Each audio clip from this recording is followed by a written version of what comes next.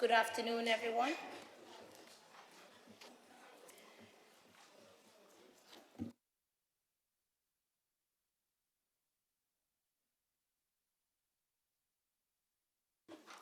May I welcome members and the viewing public to this meeting of the City Council. Please can I ask the Monitoring Officer, David Hollis, to announce the housekeeping arrangement. Thank you. Thank you, Lord Mayor. Please can I request members of the public familiarise themselves with the fire safety and evacuation notices displayed in the public gallery. In the event of the fire alarm sounding, please take instruction from the security attendants who will be in attendance throughout the meeting. Please can I also request everyone to switch electronic devices to silent mode so as not to disturb the conduct of the meeting. The meeting today will be webcast and the recording will be available for people to view later through the Council's website. It is also possible that Sheffield Live TV will record and rebroadcast this meeting. Webcasting notices providing further information are displayed in the public gallery. Members of the public are permitted to take photographs and to film or audio record the meeting, but the Lord Mayor, as chair of the meeting, does have discretion to withdraw or suspend this permission if the recording is disrupting the conduct of the meeting or is being undertaken in a manner which could capture personal information, or if a member of the public participating objects to being filmed.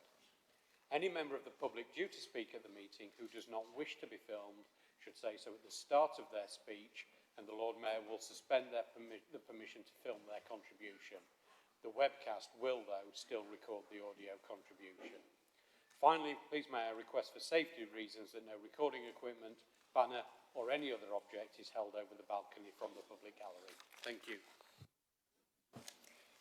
Thank you, David. Please can I ask the councillors to ensure they have logged in to their microphone consoles. If for any reason you are unable to do so, please seek assistance from a member of the services team. Please also note that when we use the electronic voting system, there will be limited of 30 seconds to conduct each vote.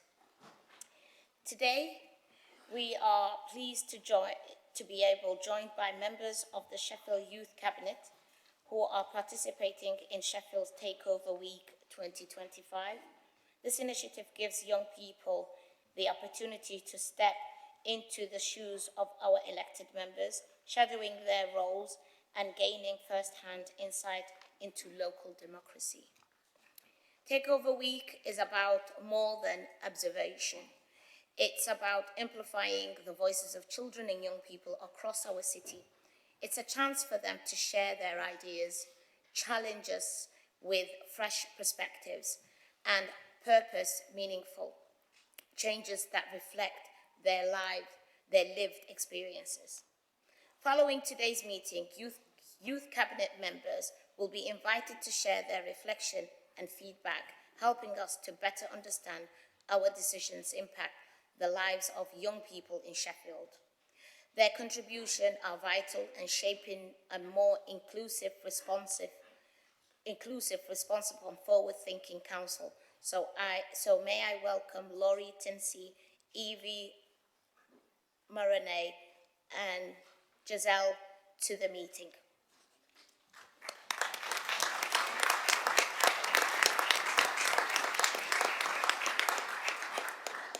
Please can I mention that as a part of the Governance Committee's review of full council meetings, members have been asked to participate in short online survey about the meetings.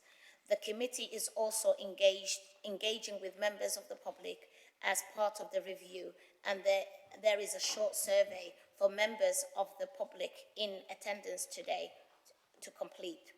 Thank you for your help. Your input is greatly appreciated. Please can I inform councillors that as a part of the committee's review, and as we did at the last meeting, we are testing some initiatives before formally proposing any permanent changes. These initiatives include the operation of a limit on the number of supplementary questions that the councillor may ask under the members' question items on the agenda, to no more than 3 supplementary questions from any councillor. The aim of this is to give an opportunity to more councillors to ask a supplementary question, should they wish to do. I will try to make this as fair as possible to all the councillors, subject to the time available for that time of the business. Finally, this meeting is scheduled to finish at 5:30 p.m, but I shall adjourn the meeting at an appropriate point in the proceedings to give members an opportunity to take comfort break.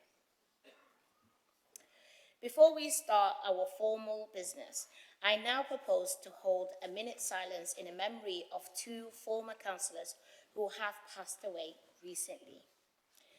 These are Beverly Wright, who served on the council from 1995 to 1999, and from 2003 to 2004, representing the former Norton Ward. Beverly died on the 11th of October. And Kate Dawson, who served on the council from 1996 to 2006, representing Ecclesall Ward. Kate died on the Saturday, the 18th of October. Please now join me in a minute of silence of memory of Beverly and Kate.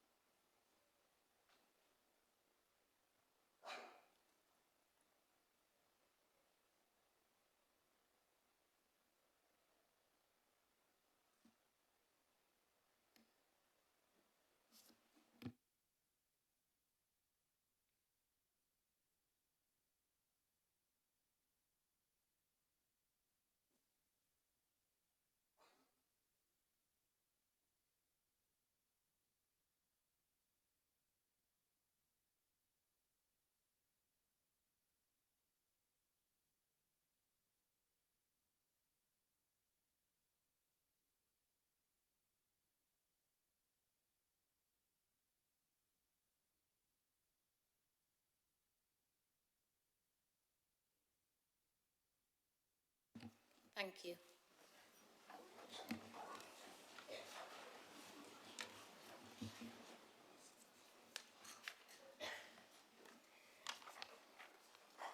Item number 2, apologies for absence. We have Councillor Atkinson, Terry Fox, Shafak Mohammed will be coming late, Malachi Have, Toby Millison, Mark Jones, Abdul Qayyum, and Nikki Belfield. Item number 3, exclusion of the press. There are no items of business that require the exclusion of the press and public. Talib Hussain will be here a little later. He's running late at the moment. Noted. Thank you. Item number 4, declaration of interest. This item of business is to enable members of the council to declare interest of any item of the agenda. Does any member wish to declare any interest? Thank you. I would like to declare a personal interest in item 8, the Labour motion. I'm an immigrant, and also I am an employee of City of Sanctuary, Sheffield. Thank you so much, Councillor Jersey. Lord Mayor? This side. Sorry. I'm also declaring a declaration of work for a refugee charity. Anyone else? Thank you. Thank you. Item number 4. Sorry. Item number 5, public petitions, questions and statements and other communications. This council enables people who live and work in Sheffield to have their say in the work of the council by allowing public questions, statements and petitions to be presented at its formal decision-making meetings. For this meeting, we have received the following communication from members of the public. 1 ordinary petition, 21 supplementary questions and resulting from 25 initial questions on matters related to the remit of the full council, and 1 statement. Representation on the petition will be made at the meeting, and a response will be made by a relevant committee chair. The 25 initial questions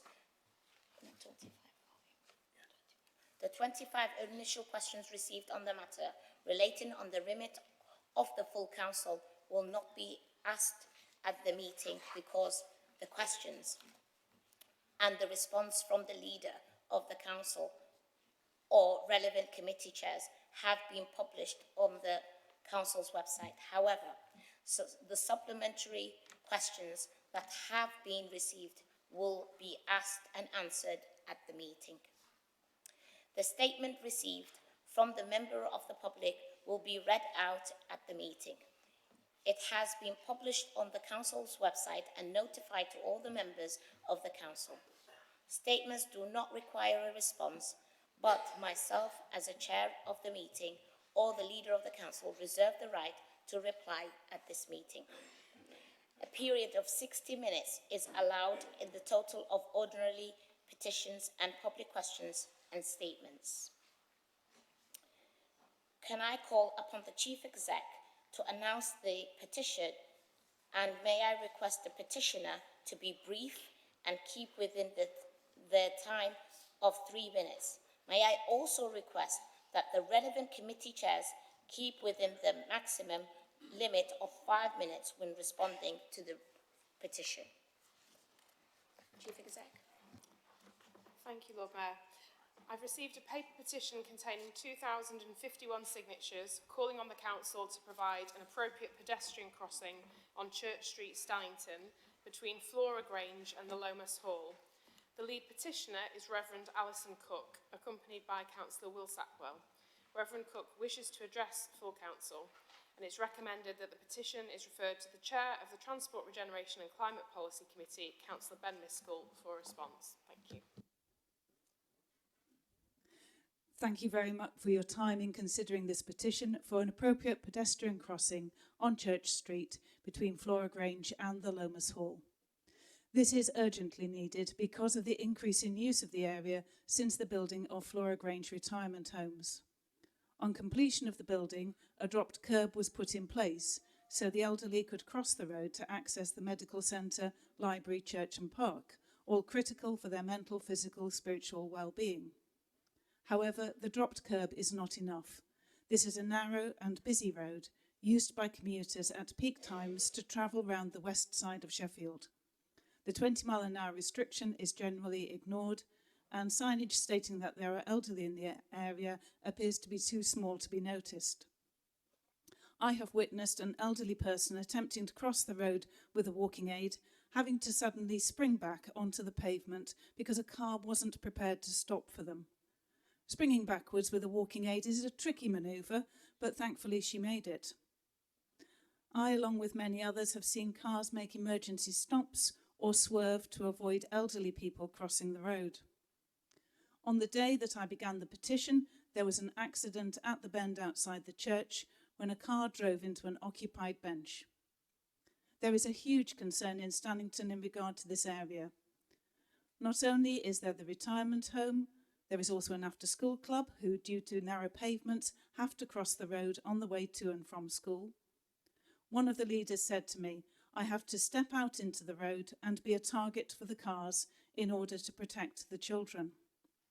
There is a nursery, a preschool and a dance school, as well as a number of other clubs held in the Lomas Hall. The church regularly take over 30 children from the church service to the church hall for their Sunday groups. When I was asking for signatures, I heard about a road traffic accident a little further down from Flora Grange when a teenager was hit by a car. I believe we are just one step away from a fatality and all the heartbreak that would bring. I was amazed at the level of public support for this petition. People virtually snatched the clipboards from my hand saying, "We so need this." And then they would tell me their stories of near misses. One of my parishioners found it too dangerous to continue coming to church, leading to a lack of contact with others, which I believe contributed to a sudden decline in her health. This is a situation which will only get worse as road use continues to increase. Therefore, I commend the proposal of a safe crossing for your consideration.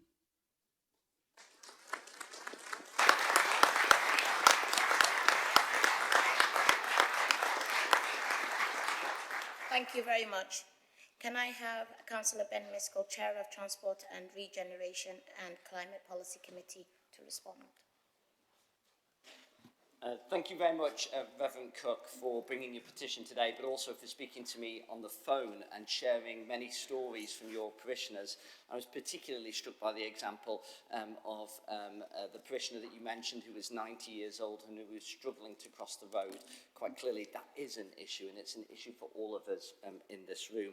Now, it's always really encouraging when we see residents who are engaging and taking part in our democratic process. And it's quite clear that you've got lots and lots of people in Stannington to sign this petition, which is absolutely wonderful, and we really applaud you for doing that.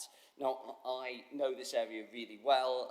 Some colleagues may know, but I teach young people who come from Stannington as an area and have done so for almost 2 decades, and I know it's a truly wonderful part of our city. Now, as you can imagine, Sheffield, being England's 4th largest city, receives hundreds of requests each year for road safety and pedestrian improvements. That's why we use a citywide scoring system to assess each location in a really fair and consistent way. Now, it's based on our Vision Zero commitment. That's a commitment to eliminate all fatalities and serious injuries on Sheffield's roads. That criteria has been agreed by all parties, Labour, Liberal Democrats and Green, working together in our cross-party administration. Now, this scoring system looks at the history at that particular location when it comes to pedestrian collisions, the fear and intimidation that people experience, which is never acceptable, and how much a crossing would improve access to local amenities like district centres. We know that you have one of those in the top half of Stannington. Now, over the past decade, the council has delivered more than 30 new crossings across Sheffield, alongside many more as part of our wider walking and cycling improvements to infrastructure. Now, we previously assessed a request for a crossing on Church Street in Stannington, near the Flora Grange retirement home. Unfortunately, at the time, it scored lower than the other sites that were currently being progressed. However, we do assess the programme each year, so there's always a possibility that it could be included in future rounds. There's also another route available. In many parts of Sheffield, communities have used their local share of the Community Infrastructure Levy, or CIL, to fund improvements like crossings. Now, in Stannington, that portion of CIL funding is managed by Bradfield Parish Council, and whilst allocating CIL to a crossing would be a significant investment, it's something that the Parish Council may be willing to consider, and I'd encourage you to raise it with them directly. Now, as a council, we're committed to helping more people to walk, wheel and cycle. We know that's really important, and through our discussions you've talked about just how important that is to you and your parishioners. Improving health, reducing congestion and making our streets much safer. So today I'm referring your petition to the Transport, Regeneration and Climate Policy Committee for formal consideration. I want our officers to explore whether all possible safety interventions at this location have been looked at. And I'm particularly interested in whether the surrounding area could benefit from side road zebras. Now, these are zebra stripes that are placed at the mouth of side roads to reinforce pedestrian priority at junctions. Now, we're determined to trial those here in Sheffield, whilst the Department for Transport potentially considers a national rollout. I do want to thank you for bringing your petition today. It's a really important part of our democratic process, and it's great to see democracy is live and well in Stannington.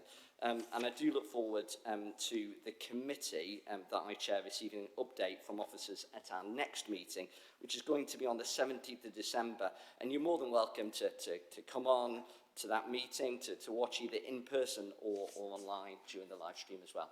So, Lord Mayor, thank you very much. Thank you, Ben. We shall now move on to the questions and the statements from the members of the public. Speakers, you must be as brief as possible and keep strictly to the content of your submitted in advance of the meeting. Out of fairness to the other speakers, because we have limited time, I will not permit any further interactions. I won't tolerate any shouting or disturbance from the public gallery, and anyone who disturbs the meeting will be asked to leave. I do not want to have to do this. Please make sure that you abide by these requirements. May I also ask the leader of the council or the relevant committee chairs to keep their response short and to the point. This is to ensure that much time as possible is available for the public questions and for the other items of the business on the agenda for today's meeting. Can I invite the leader to speak on the local plan question? This statement will be part of the answers. Then the questions will be asked and answered individually. Tom? Thank you very much, Lord Mayor. Yes, as you say, before I answer the range of public questions that we've got today about the local plan, I just wanted to say a few words about the plan process. As everyone will know, we are in the local plan hearings process is underway and the hearings have not yet concluded. So questions relating to the local plan have been answered to the best of our ability in the context of an ongoing examination process. I want to thank and acknowledge every resident and every community group from across Sheffield who's taken the time to take part in the examination process to represent their communities. Public engagement is a vitally important principle of our planning process, and I'm really pleased at the examinations that were held. There were particular sessions about sites that have attracted the most responses, principally in the S35 and S13 areas. Campaigners in those areas and from across the city are passionate about where they live, and it's absolutely right that their views and their arguments are fully heard and given proper consideration by the plan inspectors. There are questions today about the LOCOT report, which I will come to later in detail. But what I would say is anyone who has read the LOCOT report, and if you haven't, I would encourage you to do so, will see that during the street tree dispute, the council closed its ears, doubled down on its course of action, and saw scrutiny and questioning of its actions as an attack. We are a long way from that today. We are, and have been throughout this process, listening to the views of residents and ensuring that residents' voices are heard as part of the plan process. I know that some people don't agree with the local plan, and I respect that position. I have been in public meetings, I have met campaigners and understand the arguments that people are making. But I will always be straight and honest with people. Politics is about choices, and it isn't always possible for everybody to agree. For years, politicians failed to act on getting a local plan for our city and kicked the can down the road. Our children and grandchildren need more homes, good quality homes. Not having a local plan would mean that the Greenbelt would be at risk from unplanned development. It would mean that homes were built without the infrastructure that communities need and without affordable housing. It would mean that developments without green spaces and without children's playgrounds could go ahead. This would be a failure, and I do not think it is what communities want. It's also essential, though, that residents have confidence in the plan as the plan process continues. Open public examination is key and critical, as is ongoing democratic questioning and scrutiny of the plan. I welcome that, and I thank people for their questions today, both the ones that have been tabled ahead of the meeting and those that will hear today. As I've said at the start, the council, and today I answer questions on behalf of the council, will answer questions to the best of our ability in the context of an ongoing examination process. Finally, Lord Mayor, I just want to acknowledge the complexities of the council's role in the plan process. As well as having to make difficult decisions and to weigh up and balance different viewpoints, we wear a lot of hats during what is a technical process like the local plan. We, as the council, come to it as the statutory planning authority, as a landlord, as a provider of services, as the custodian of the city's heritage, and, in the case of all of us 84 councillors, as the elected representatives of communities. The process requires us to hold all of those positions at once and to do so in an open and transparent way. So, having set that context, Lord Mayor, I'm very happy to take those questions and then provide more detailed, specific answers to everyone who's come today. Thank you very much. Can I call Robert Ritchie to the mic, please? Thank you.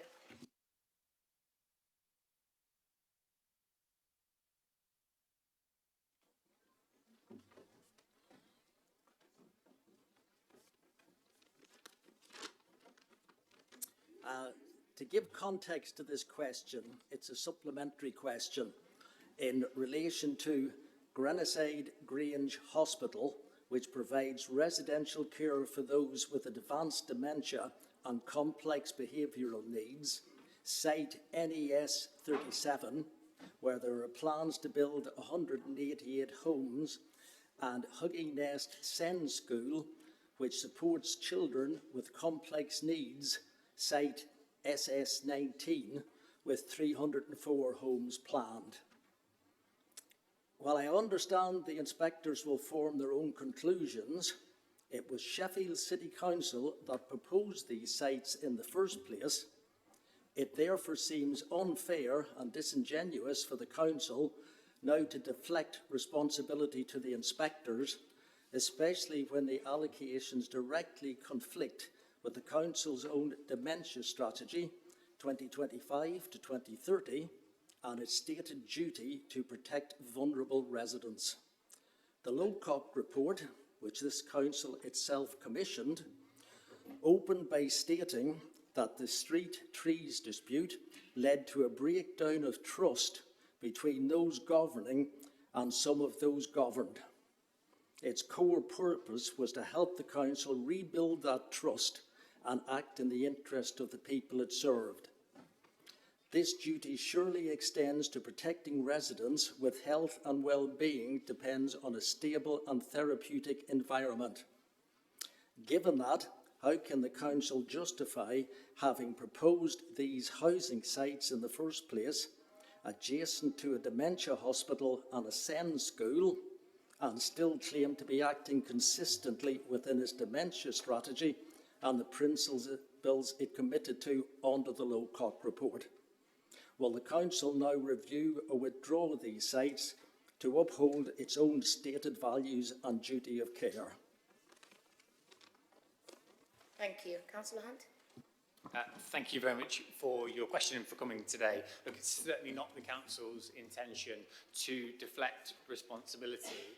You've referenced the Lowcock report in your question, as I did just a few moments ago. So let me just say that the council has worked very hard to rebuild trust with the citizens of Sheffield in the years since the Lowcock inquiry and the publication of the report in 2023.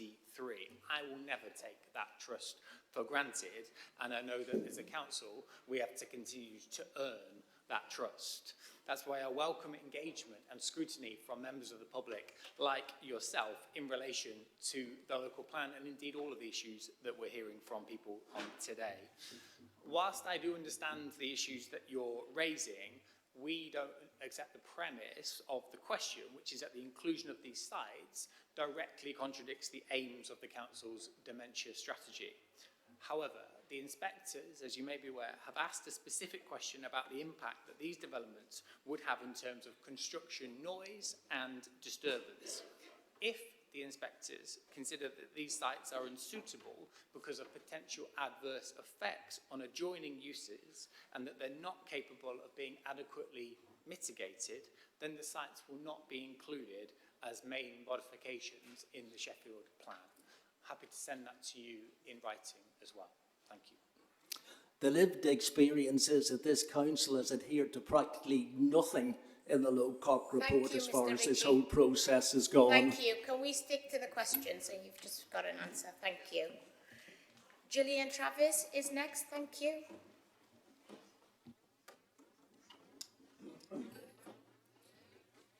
So my question is around consultation.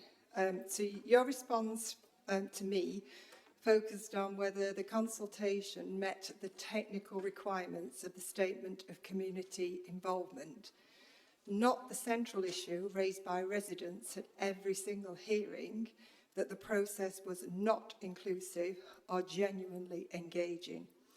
Saying that consultation was in accordance with the SCI avoids the real question. Why, therefore, was the lived experience that people felt meant that they felt excluded, unheard, and unaware of proposals that directly affect them, and thousands still do? The Lowcock report into the street trees dispute commissioned by this council made it clear that such an approach is not acceptable. It found that the council's legal leadership focused on what the council was entitled to do and failed to pose the questions of what would work or what was right or proportionate to do, and urged the council to strive to do more than the statutory minimum. It also recommended sustaining the deepening partnerships and local engagement. By offering a procedural answer rather than a substantive one, the council appears not to have followed the very principles of openness and listening that the Lowcock report called for and his own leadership publicly endorsed. How does the council reconcile that with its stated commitment to learn from Lowcock and rebuild public trust? Thank you. Councillor Hunt. Thank you very much for your question. As I said in the previous answer, I'll never take the trust that people have in the council for granted. I do think we're a long way from the very dark days of the street tree dispute. Throughout this process, we have listened to the views of residents and ensured that they have been heard throughout the local plan process. And I can assure you that the council has genuinely tried to provide opportunities to ensure that your voices are heard. And I am sorry that your lived experience is that people have felt excluded from that process. The statement of community involvement that you've mentioned, our statement of community involvement, goes far beyond what is required in legislation in terms of public consultation. The planning regulations around this require only that a document is made available at a principal office and other such places within the local planning authority that we consider appropriate during office hours. We went beyond that. That said, I take your feedback on board. The council will reflect on your comments, as well as those that other residents have made, to ensure that we do learn from the process for future stages in this process and others. Thank you. Thank you. We've got a Joseph Burke but... Can I just check, do you want me to, I have another couple of questions. Do you want me while I'm here just to read the other couple of questions, or would you prefer me to go away? Yeah. It's for Joe Tunstall, the next question. Yeah, that's fine. Okay. So in the recent inspectors' hearings about the Sheffield plan, the representative for rural developments openly admitted that the Hesley Wood site was heavily contaminated and needed to be remediated, as the contaminants were likely leaching into the local watercourses. One, in light of contaminants such as arsenic, asbestos and heavy metals being confirmed as present in the old spoil tip, what are Sheffield Council planning to do as a matter of urgency to address this potential public health hazard, irrespective of any proposed development at that site? And two, why have other sites been dismissed due to contamination, but not this one, despite it being known for dangerous contamination? Thank you. Councillor Hunt. Yep, thank you very much for reading Joe's question out. Please do pass on my thanks to Joe. With regard to the first part of the question, due to the technical nature of it, I've asked officers to provide me with detailed information that I can then provide in writing in full to Joe. With regard to the second question, the council considered the likelihood of contamination being present using historic land data from the council's Environmental Protection Service. Consideration was given to the type of use being proposed on the site in question, but sites were not dismissed solely as a result of contamination. Most brownfield sites carry a risk of contamination due to their previous use, but it remains a council priority to ensure to maximise the use of brownfield sites. Where a site is identified as having more than a minimal risk of contamination, a condition has been added requiring a detailed assessment of the extent of land contamination and identifying sufficient mitigation or remediation work that may be required at the planning application stage. You'll appreciate there are kind of technical bits that it's important to convey to you accurately, which is why today, as I set out at the very beginning, I need to ensure that I'm answering questions appropriately in the context of an ongoing examination. But as always, make sure that you get the written information that I'm sharing today. Please, because it's a big concern to local residents. Thank you. Do you want to read Elizabeth Sadiq as well? Correct. Okay, thank you. Given your acknowledgement that developers can still negotiate affordable housing down at application stage, can the council confirm whether it will introduce a minimum affordable housing floor below which provision cannot fall, particularly on greenbelt release sites where the community benefit is being used to justify loss of greenbelt land? If not, can the council explain how releasing greenbelt is being justified when the public benefit used to justify that release may actually not even be delivered? Thanks. Councillor Hampton. Thank you very much, and thank you to Elizabeth for asking this question. As people may know, the local plan sets out a requirement for all housing developments in the southwest, the south and the northwest of the city to have 30% affordable housing. There will be a 10% requirement in all other areas, but on any former greenbelt land, we will expect even more affordable housing to be developed. As I set out in the original response to Elizabeth's question, which has been published, the council intends to adopt what's called a policy plus approach to affordable housing provision on sites that it owns, with the aim of delivering enhanced levels of affordable housing.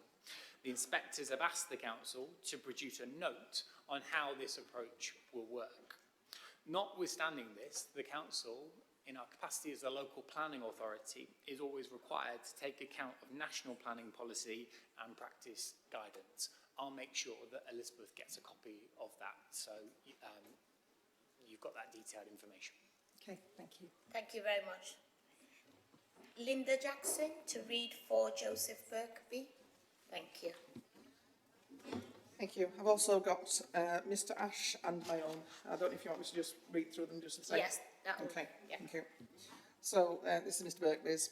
Given that the council's own document, Sheffield Plan Updated Position on Housing Land Supply, dated the 19th of September 25, shows that even with greenbelt allocations included, Sheffield still falls short of the required 5-year housing land supply. What meaningful assurances can you give to residents in wards like Stannington, Dore, Totley, Mosborough, Walkley and Loxley, to name a few, that their greenbelt won't be next? Because once this plan is adopted, the tilted balance under the MPPF will still apply. That means developers will be free to exploit every weakness, not just in S35, but across the whole city, and the very greenbelt that councillors in those wards have claimed to protect will become the next battleground. If this plan can't stop speculative development, if it invites it, then councillors supporting it need to be honest with their communities. This plan is not protection. It is permission to destroy our green belt.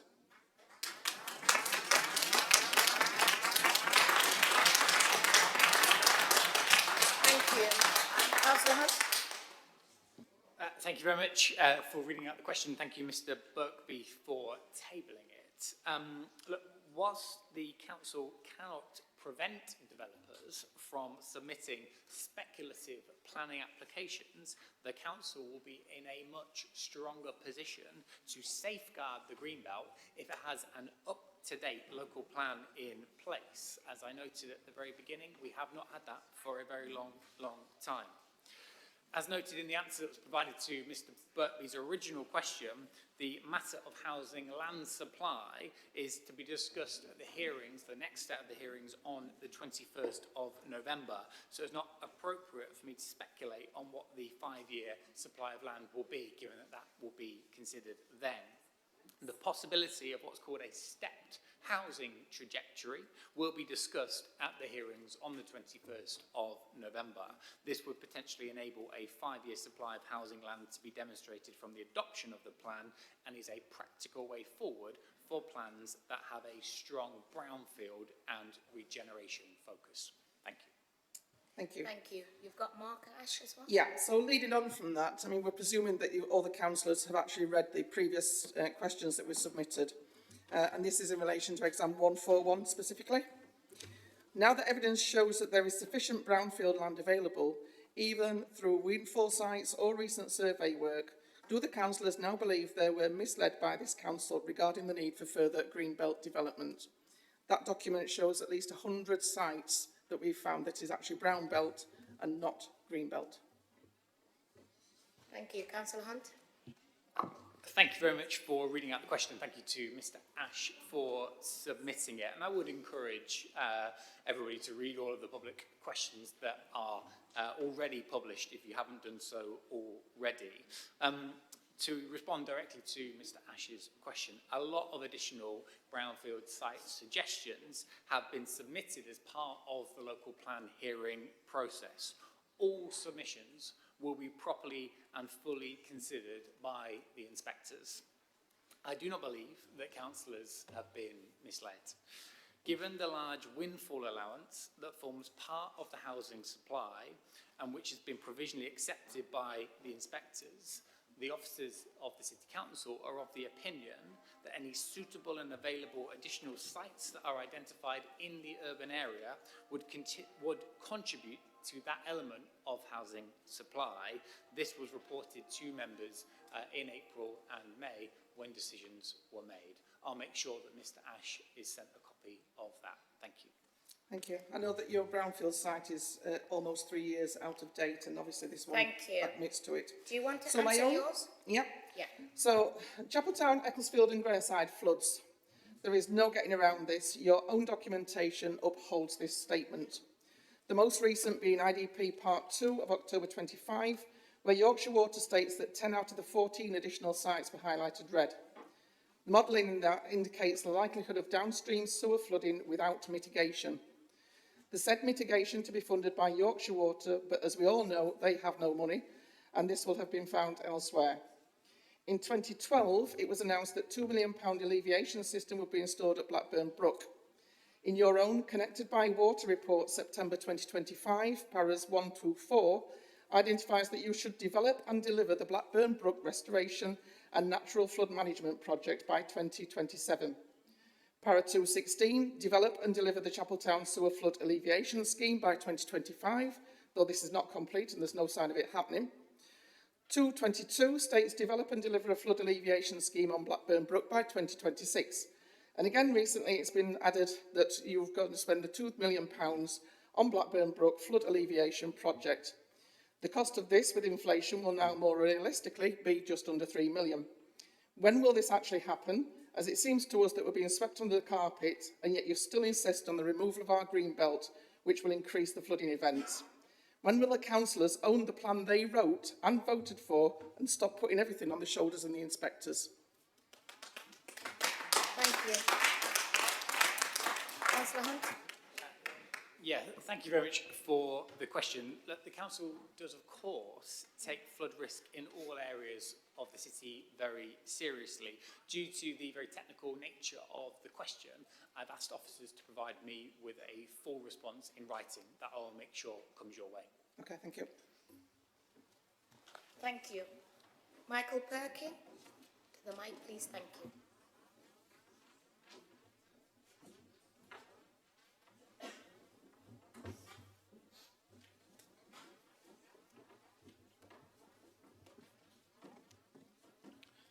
Thank you, Lord Mayor, and good afternoon, councillors. In preparing the Sheffield local plan, over 50 new evidence documents were produced after the consultation closed, many after the hearings had already begun. The council's response to my written question now confirms that further consultation is required to scrutinise these late documents. That means that evidence gathering was still ongoing as the hearings began, and essential evidence was not available when council members voted on the changes to the plan in May. We are offered only 3 weeks to review substantial technical material, which is far too short for a meaningful public or professional scrutiny. Unfortunately, Sheffield City Council has been here before. The Lowcock report found the council had withheld or delayed key information until compelled. That pattern now appears to have been repeated in the local plan examinations. So my question is this: because further consultation is needed precisely because significant evidence has only emerged after the hearings have begun, does the leader accept that members could not have made a fully informed decision when voting on the additional site allocations in May? Thank you. Thank you very much, Michael. Councillor Hunt. Look, thank you very much for your question. You'll appreciate it's a very technical response that I'll be about to provide in the context of the examination as I set out at the beginning, and also in the context of the council wearing multiple hats here. Look, sufficient information was available in May for the council to make a decision on which sites should be put forward for public consultation. The public consultation highlighted some issues that required further investigation, for example, on land ownership, and site promoters have also provided further documents to support the allocations. In some cases, additional documents have been produced in response to agenda questions produced by the inspectors. It is important to recognise that the inspectors are only approving the principle of development, and that much of the detail about how the site would be developed comes at the master planning or the planning application stage, when of course further public consultation would take place. This feature is a key part of our planning system and clearly not unique to Sheffield. As we explained in relation to your original question, the process for consulting on documents that were submitted shortly before, during or after the examination hearing sessions have been agreed with the inspectors. The inspectors have the option of reconvening hearing sessions during the examination period if they deem that to be necessary. There will be a further 6-week consultation period on main modifications that are recommended by the inspectors. And again, I'll make sure you get a copy of that so you can take a look at it yourself. Thank you. Evidence was withheld, and I can provide... Thank you so much. Thank you for your question. Thank you.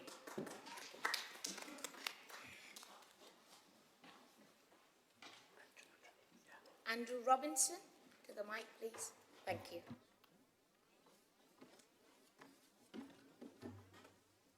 Lord Mayor, councillors, Chief Executive.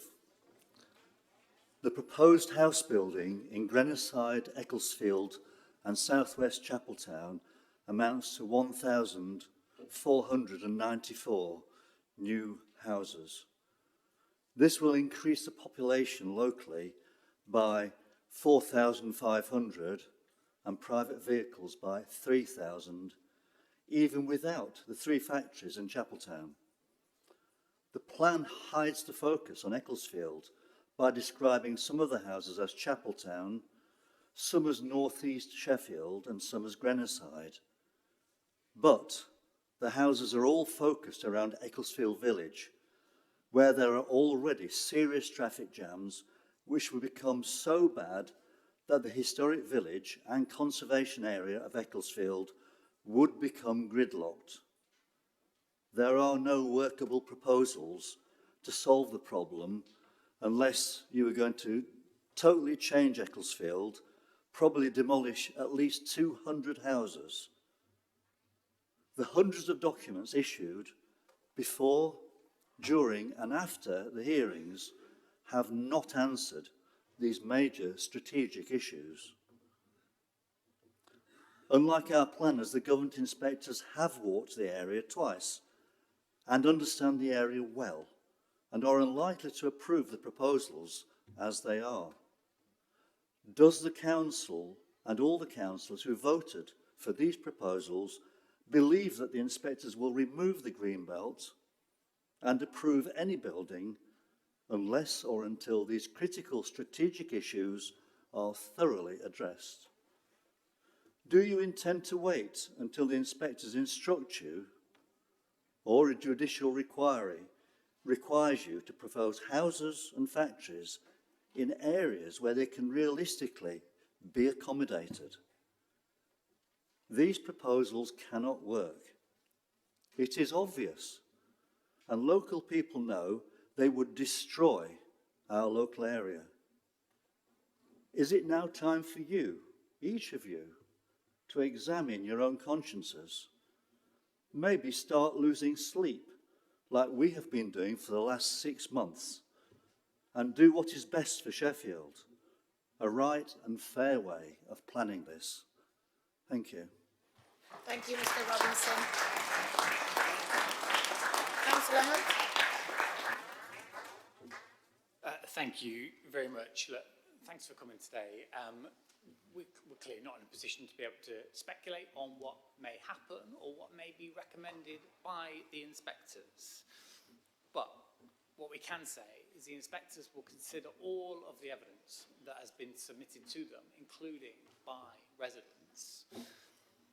If they are of the opinion that the potential traffic congestion that you mentioned cannot be adequately mitigated, then they will not recommend that sites are included in as main modifications to the local plan.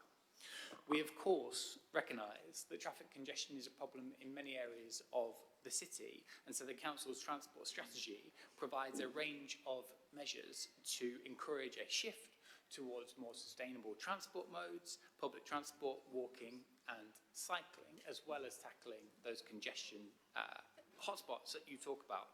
Bus franchising from 2027 is expected to bring improvements to bus services across the city, including to routes that will serve the proposed additional site allocations if they go forward. I'll make sure that you get a copy of that response. Thank you. Thank you. Adele Riddle to the mic, please. Thank you.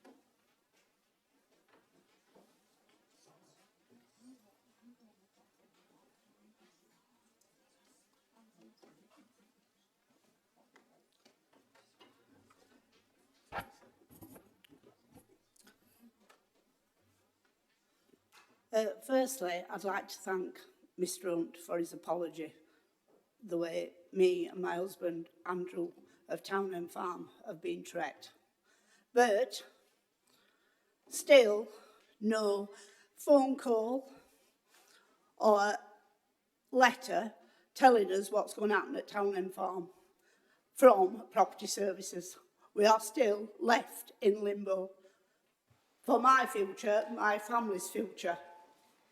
We have had your agent, hold on, we have had your agent, Carter Jonas, to ask for an ecology survey and a water survey. Is this your question? Sorry. No, this is to tell the thing how we've been treated by you, the Sheffield Council, that you're trying to take my home and my business away, and we have never had anything from Property Services.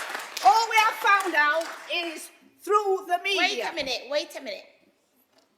We offered you a space to ask your question. You need to calm down. One second. No. No, you can't say no because we've got to have a respectful relationship. Yes. So But what is I've the respected you the last time you came and you made a big shout. I didn't stop you there. So before we started the meeting, everybody else came and we gave them the voice. You have written a question here, the supplementary question. I need you to ask that question. I'll ask it now. Please, ask But it now. I wanted you to be aware that property services have never been in touch with me or my husband to say what is going to happen at Town End Farm. And I understand that, but shouting and getting off the script is not, this is a chance for you. Yes, I know. Just but like I am fair lose to my everyone house else, my and I business. feel your pain, but when I say stop, you can't say no because I'm trying to work with you. Listen, this is supposed to be a country listen of to free me. speech. Listen, that is the democracy, it's free speech. But you've made the time to write your question. So I want to give you that opportunity to read that question. Well, please read that question, Adele. I would like to ask if any work has started on the 210 houses in Sheffield that's been empty for more than 10 years.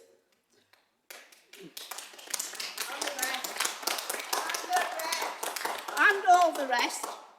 Also, the residents of Creswick Grieve have just had a letter from the council saying they intend to plant 4 trees. Quote from the council, the inequality of how many trees are distributed across Sheffield. So they're going to plant 4 trees. But right next door, they're going to build on Town End Farm, where there's 50 mature oak trees that goes back hundreds of years, 20 ash trees, 3.3 kilometres of hedgerow. Well, it just beggars belief. Thank you. Councillor Hunt? Thank you. Okay.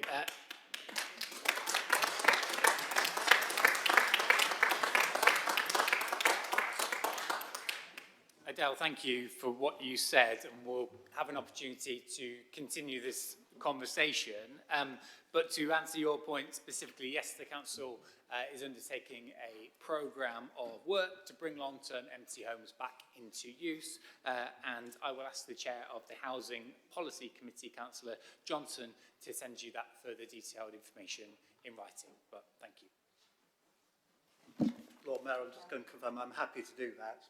I can answer now if you wish. Thank you. No, thank you. We need to stick to the structure, and I knew you'd say that. Nadia Jama, can you come to the mic, please? Thank you.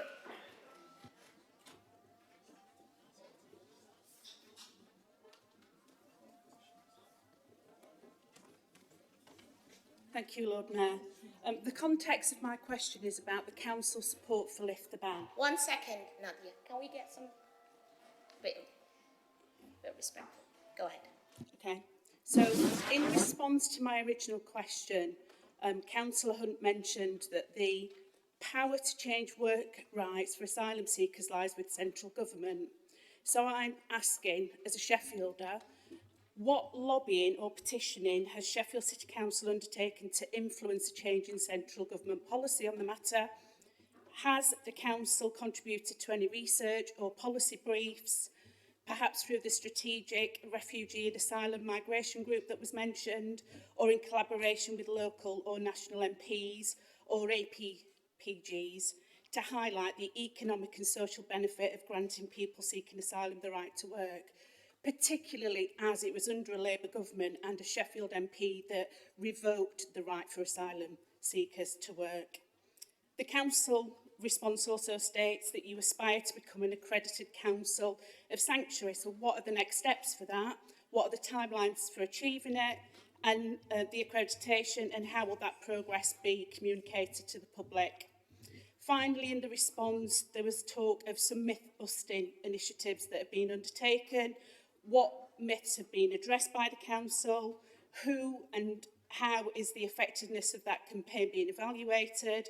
And have those materials been made available publicly through schools, libraries or community centres?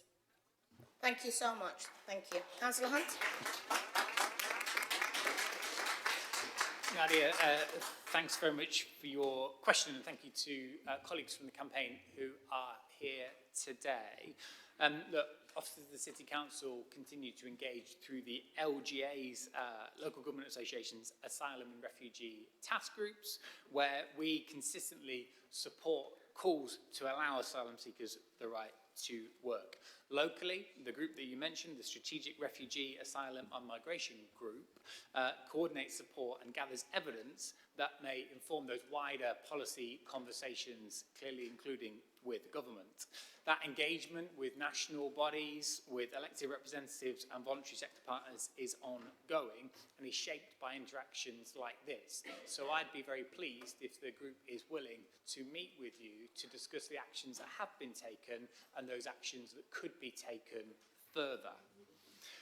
We're really proud of our City of Sanctuary status, to address your second question.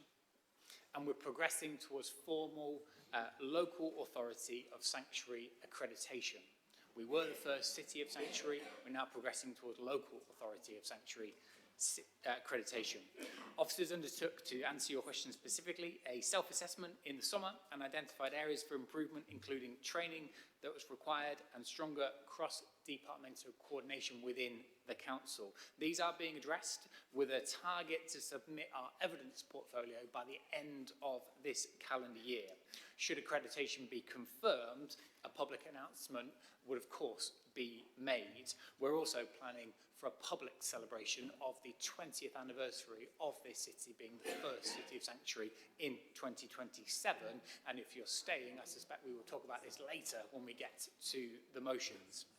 In response to your third point around persistent rumours, particularly around housing, the Council has begun work to develop a myth-busting resource, which you mentioned, to clarify common misconceptions around asylum seekers.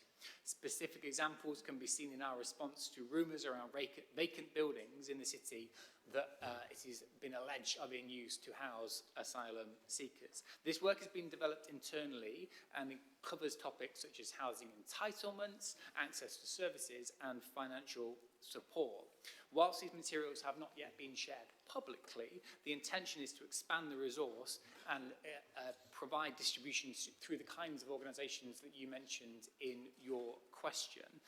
Evaluation is informal at this point and we'd welcome feedback, and I think that would be a good topic for conversation if we can arrange to meet with you and with colleagues. So really welcome set of questions. Hopefully that's been helpful information and we'll follow up in writing on those next steps. We'll definitely be up for further collaboration with you on that.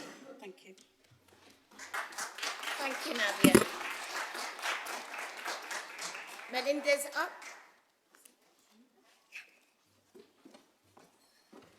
Good afternoon. I'm here representing City of Sanctuary Sheffield and the Sheffield Live the Ban Coalition. 2 months ago, Pius, our colleague, committed suicide after more than 20 years in the asylum system without the right to work. Last week, a young boy did the same. It showed very clear the hostile asylum system and the impact on their life. My question today to this council is, on the first point, support for community-led initiative and welcome places. How is this support provided? Through funding, training of other resources? What specific actions have been taken in the past 12 months? On the point 2, monitoring and evaluation, how does the Council monitor and evaluate the impact of this initiative, particularly in light of the recent tragedies, which highlight the urgent need for effective community support and inclusion? Point 3, meaningful participation of people with lived experience. How does the Council ensure people with lived experience are meaningfully involved in shaping the work of the asylum, migration and cohesion team, particularly in planning and communication, so their voices genuinely inform decision-making and strategy?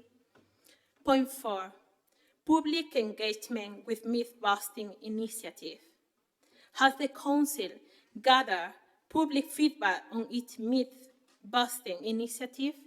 What steps are taken to ensure these messages reach community not engaged with local groups, Sheffield News or social media? And lastly, access to a skill program. We really welcome that possibility? What skill programs are available to people seeking asylum in Sheffield? How are these tailored to their needs? What measures ensure access for those facing language barrier or digital barrier? Does the Council cover the costs, such as transport, to enable meaningful participation for those with limited financial means? Thank you. Thank you, Melinda. And my heart goes, and my condolences go to the families that lost their loved ones. Thank you. Councillor Hunt? Thank you for your question, for your words today. I add my own condolences to those of the Lord Mayor. There were a range of questions in your supplementary questions, so there's a detailed set of information that I can provide you with answers on all of those. So let me just give you a summary of the responses now.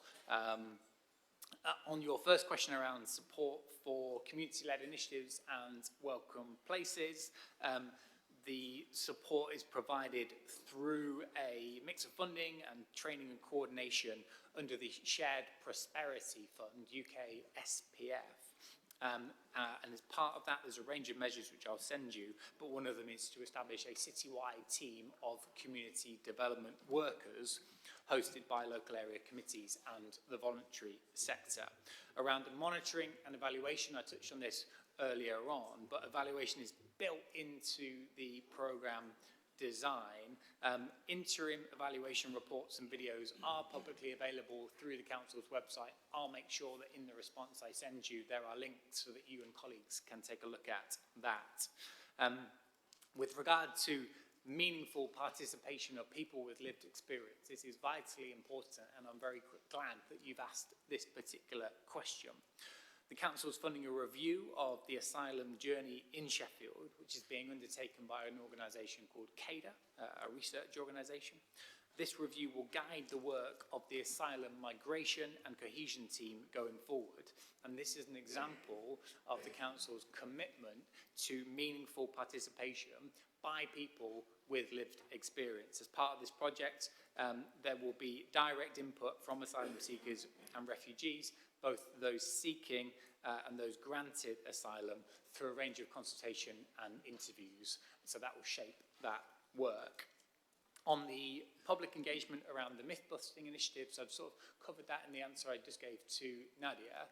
As yet, that is more informal, but it would be good to get more feedback and have a conversation with you and colleagues around that.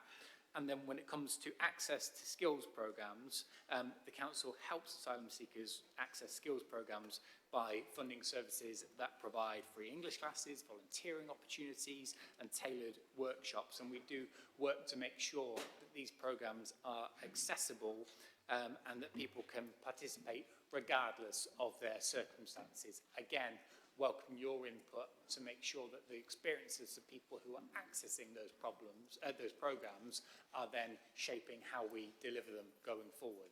So let me just end by saying thank you for what you're doing through this campaign and through City of Sanctuary. Your work right now is extremely important and valued. Thank you. Thank you. Thank you so much. Thank you. Mr. Malachi Dazaji. The mic. Thank you. Hi, I'm from SIMAG and I'm part of Lift the Band, Sheffield. My question, in line with Sheffield City Council and Sheffield City Council anti-racism strategy with partnership with PLACE, can the Council confirm how many hate-related incidents involving refugees, asylum seekers, and migrants happened in last year? Another issue is what specific steps by City Council will take with the people, with asylum seekers and refugees, and how do you support them with which they have got language barriers, they have got fears of authority and lack of the access to digital reporting system. one more.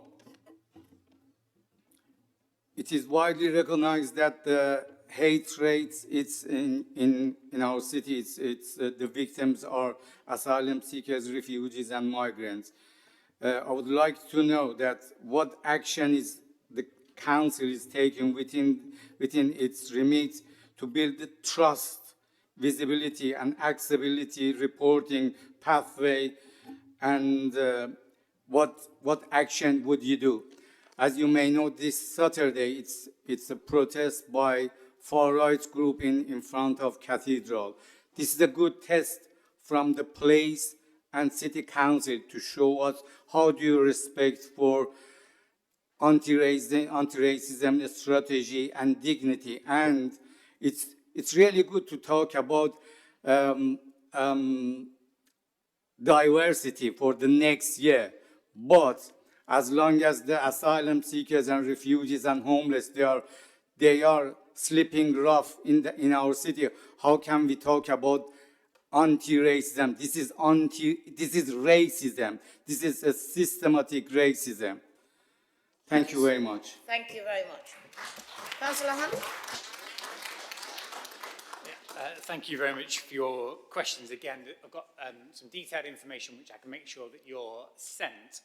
But to take your questions head on, at present, the Council does not hold disaggregated data on hate-related incidents specifically involving refugees, asylum seekers, and migrant communities. We recognise this is a limitation. This is acknowledged internally, and discussions with colleagues in the hate crime theme group and South Yorkshire Police confirm that such data is not routinely broken down by immigration status. Hate crime reporting is primarily managed by the police, who maintain the official records. The Council continues, however, to work closely with the police's hate crime coordinator to improve data sharing and visibility. Despite those current limitations in disaggregated data, we are taking proactive steps to ensure that people seeking asylum are informed and supported in reporting hate incidents. During National Hate Crime Awareness Week, which was recently, we did distribute leaflets across the city explaining what constitutes a hate crime and how to report it. Those materials were made available in a range of languages and formats to address language and accessibility barriers, and we work with a range of partners to help disseminate that. Hate crime information is available via the Council's website and through third-party reporting centres, such as charities and faith organisations. They're being trained as well to help record reports of hate incidents, and I'll make sure you get more detailed information on that. Hate crime is now a priority within the Council's crime and disorder strategy, and we're exploring ways to embed hate incident awareness into our broader community safety and cohesion work. We are committed to improving how we collect and how we use hate incident data. We absolutely acknowledge that underreporting remains a challenge. Building trust and visibility is essential, and we will need to continue our work with partners like yourselves, the police and other voluntary sector partners to ensure that all residents, regardless of their background, can report hate incidents safely and confidently.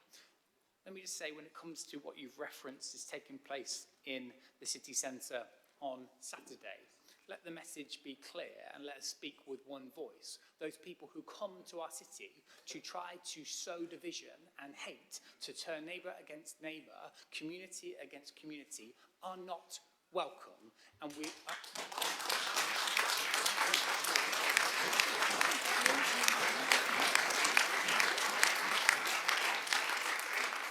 and it is absolutely right that there will be a counter-protest, and those people will be saying we are a welcoming, inclusive, diverse, tolerant city, and we're proud of it. So I absolutely say to them, you are not welcome here on Saturday.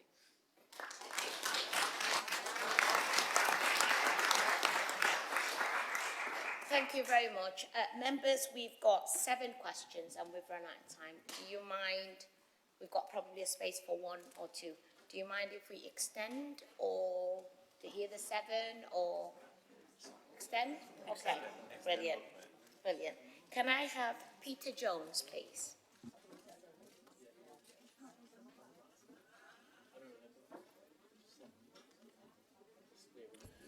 Lord Mayor, thank you. Thank you for the opportunity. It's a question about the Council's position on Israeli apartheid and its genocide in Gaza. Do you want to move a little bit back, only because... A little bit back? Yeah, How about just that? a bit, Thank yeah, you. better. Thank you.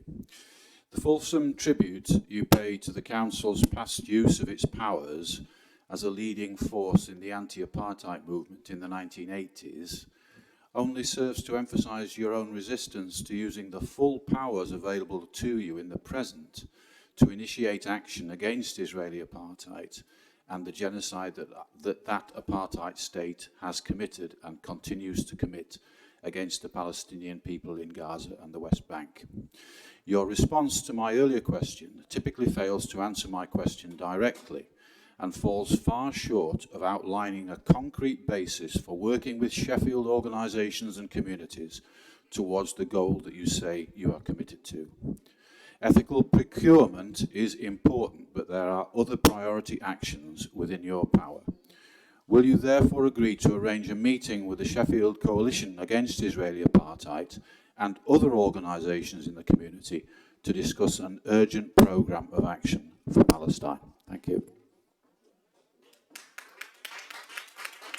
Thank you. Councillor Hunt. Thank you very much for your question and for coming today. Look, first let me say this is the first full council that we have had since a ceasefire agreement was agreed in Gaza, and I absolutely welcome that, and I know all 84 councillors here today will. I welcome the ceasefire agreement, the release and the return of hostages and of detainees. The ceasefire must now be respected and upheld, and it is essential that as much humanitarian aid is now let into Gaza and more international NGOs are allowed to do their work. As I know you'll be aware as a scholar of the anti-apartheid movement and the work of this council in the past, we are clearly in a very different legal context to that of the 1980s. Nonetheless, we have taken actions, including signing the friendship agreement with Nablus, which will be discussed at the next meeting of the Strategy and Resources Committee next week. And clearly, as you rightly identify, ethical procurement policy is a key part of our actions as we go forward. And that will also be coming to the Finance Committee soon.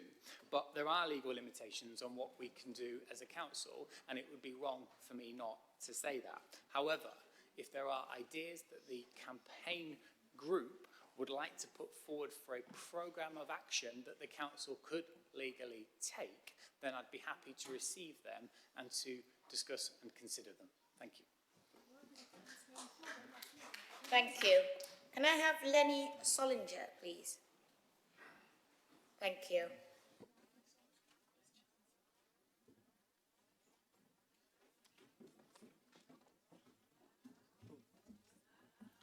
I'm reading Lenny Solinger's question because she's had to leave. Thank you. And what's your name? Sue Owen. Thank you. Since the so-called ceasefire on the 10th of October 2025, Israeli airstrikes have massacred hundreds of Palestinians and injured thousands. Israel's F-35 fighter jet, the most destructive jet operating in the world today, is at the centre of this continuing genocide. The supply chain for the F-35 components, including those supplied by British companies, is not complex. Any British-based company registered on the F-35 programme exports components to the global supply chain in the US, where they can and are supplied to new Israeli fighter jets and to supply parts to repair Israeli jets. The UK government have admitted, both in Parliament and in the High Court, that there is a clear risk that components exported to the F-35 supply chain can be used in breaches of international humanitarian law. In other words, war crimes. Supplying Israeli fighter jets is not defence, it is participation in a genocide. Will the leader therefore write to Forge Solutions, to CW Fletcher and to Radius Aerospace to call on them to withdraw from supplying parts to the F-35 programme? Thank you very much. Councillor Hunt.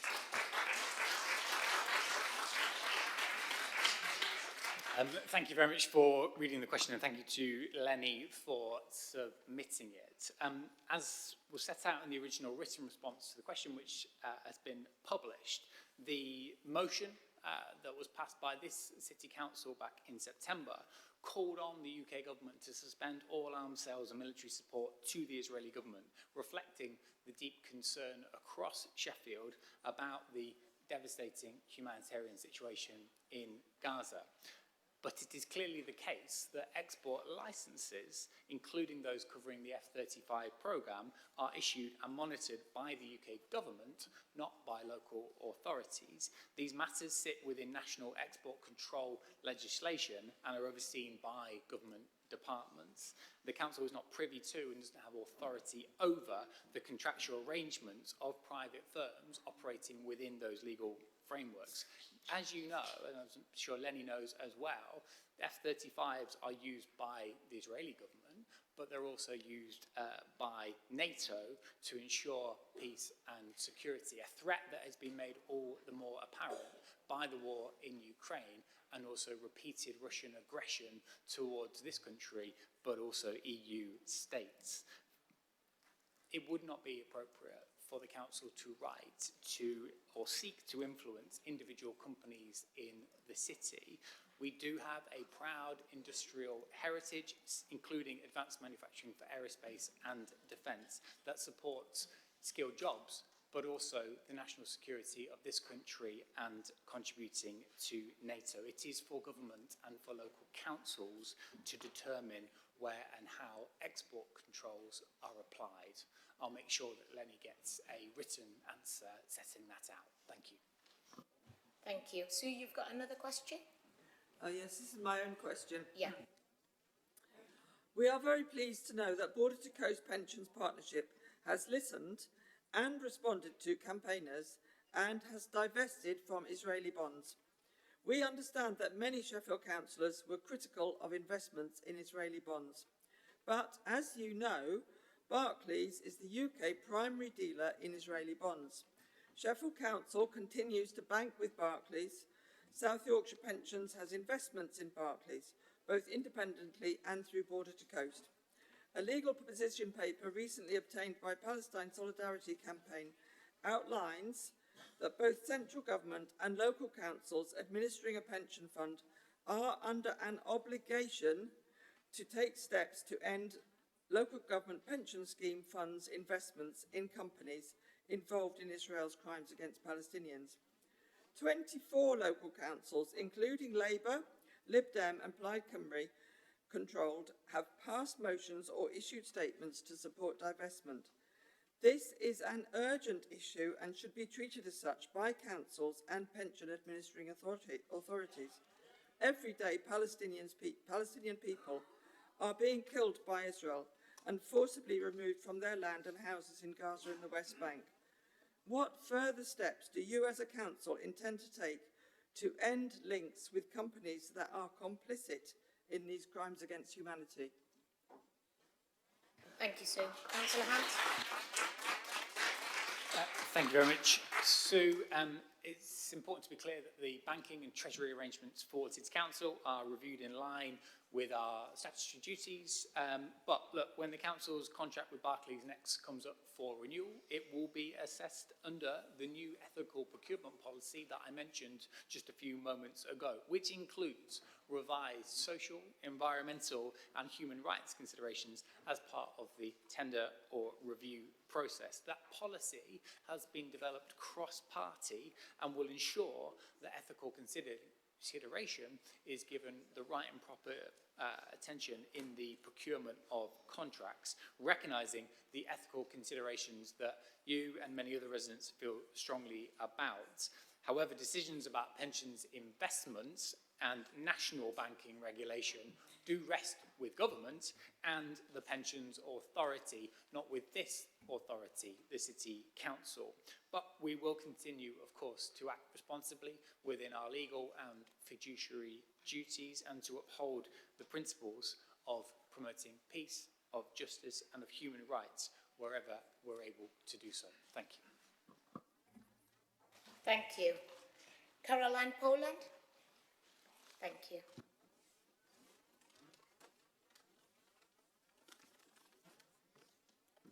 Thank you, Lord Mayor. My original question related to the Council's Not in My Name motion, in which you applaud the decision of the Council in the 1980s, which I remember well, to stand against South African apartheid. I asked what the Council itself would do as a result of that motion beyond offering support to the efforts of Sheffield communities in establishing the city as an anti-apartheid zone. You replied that the motion did not instruct the Council itself to establish an apartheid-free zone, and it was only agreed to support local communities in their efforts to establish one. Strong support in communities is critical, but so is support and leadership where power resides, such as the Council. The Council must be aware of the horrific escalation of the genocide since then and legal advice on complicity. Does the Council recognise that Israeli crimes of genocide and apartheid are continuing? Do you accept United Nations Francesca Albanese's designation of genocide as a collective crime and taking no action where action could be taken to prevent and oppose genocide can amount to complicity in the genocide? Will the Council issue its own plan of action to show that Not in My Name motion will have tangible outcomes? Thank you, Caroline. Councillor Hunt?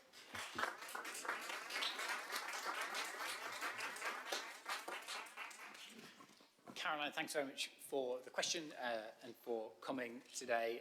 I've said before, I do think the actions of the Israeli government amount to genocide. That was clear in the motion that was passed in September, the Not in My Name motion that you've referenced. I do also recognise that the Council should continue to stand with and support communities in the city, residents like yourselves, who are working to raise the voices of the Palestinians and to support the Palestinian people, as I set out in my response to Peter just a few moments ago on the question of a programme of action. I am very willing to consider a programme and actions that if the group would like to get in touch, recognising the legal constraints that are now placed upon this council, which is a change from the actions that you referenced that the council took in the 1980s, but very happy to receive that and to consider that from you. Thank you. Thank you. We've got Joanna Sparks coming to the mic.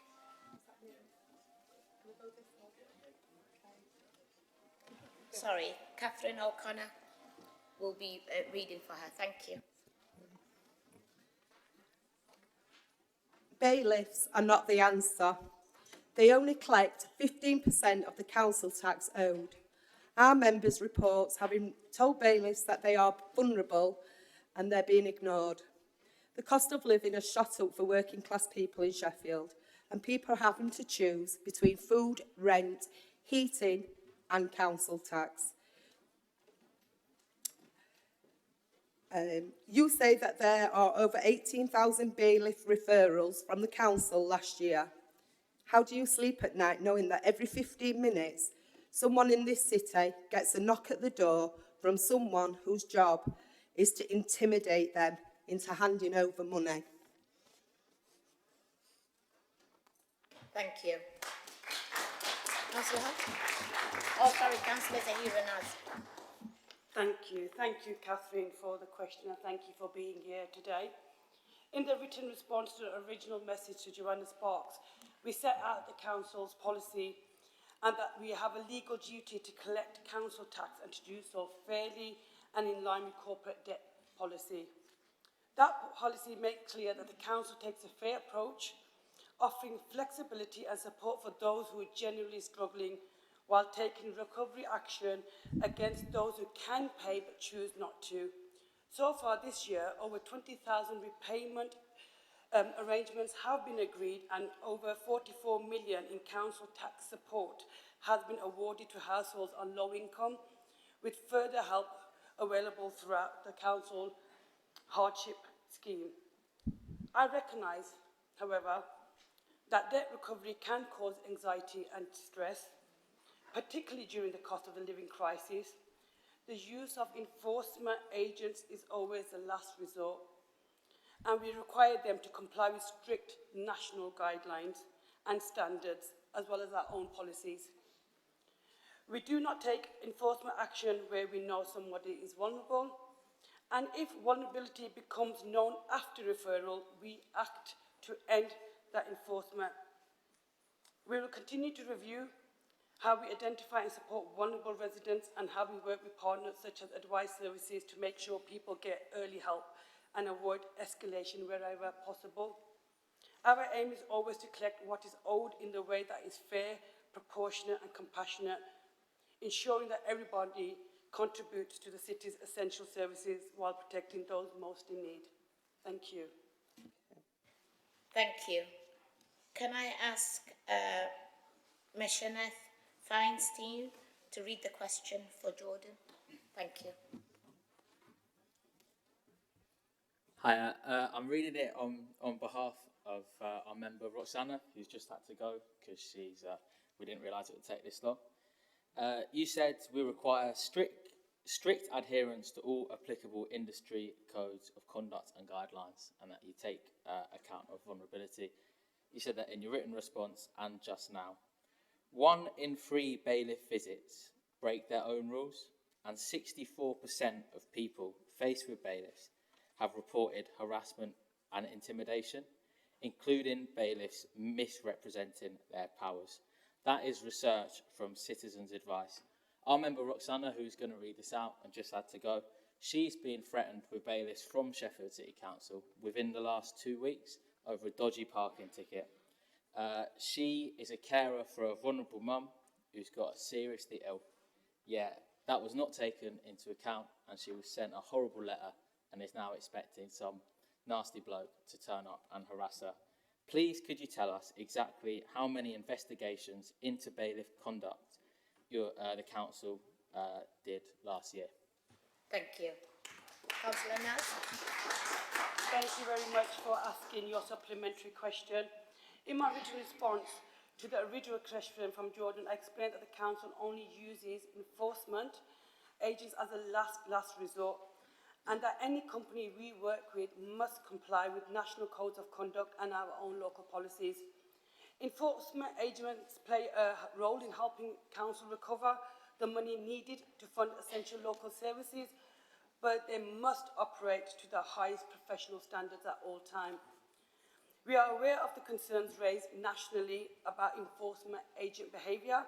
Any allegations of intimidations, harassment, or failure to follow the rules is treated very, very seriously.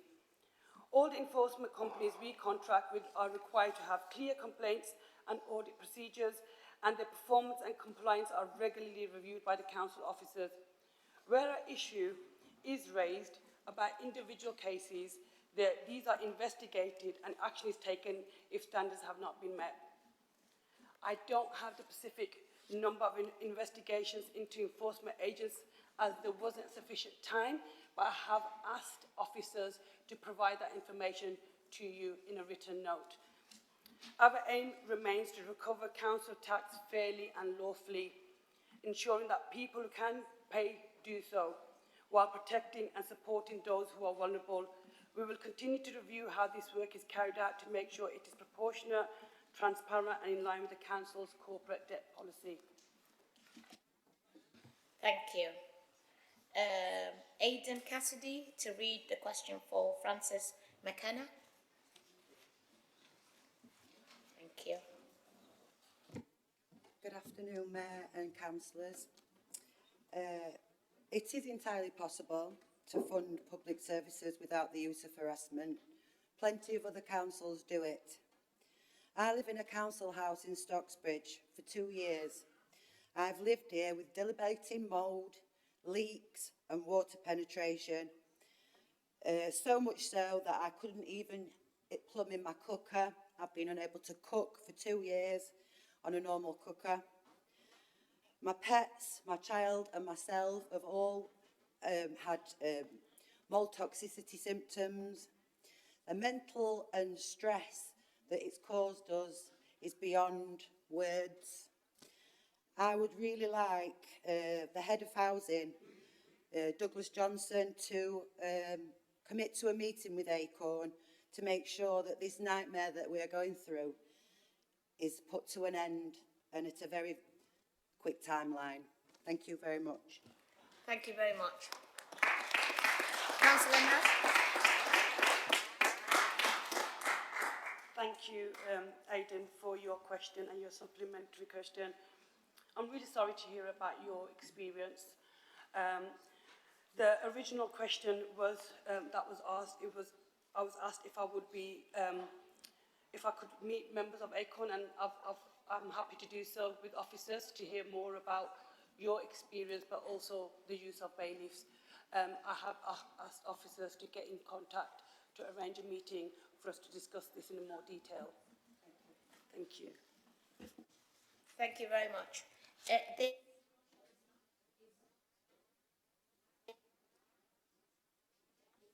It's not here. So, Councillor Nas, can you please write a reply to them? Finally, we have one statement from John Tunstall, which will be read by Cheryl Hall. Cheryl Hall, thank you. Thank you. Oops. Just before I say this statement, can I just say that I'm reading this on behalf of Joe Tunstall, but it is also on behalf of Chapeltown, Ecclesfield and Grenoside residents and the wider Sheffield community that have been impacted. And just to say that as the campaign group stands today, we are not an opponent of development, but as an advocate of fairness, transparency and common sense. And I hope that what we say delivers that to you.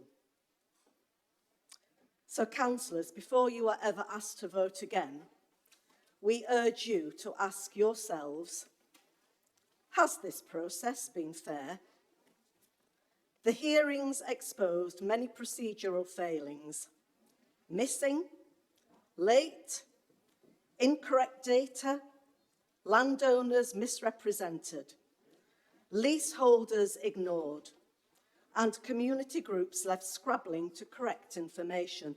And at the inspectors' hearings, they also revealed that parts of the evidence base were acknowledged by officers themselves as incorrect.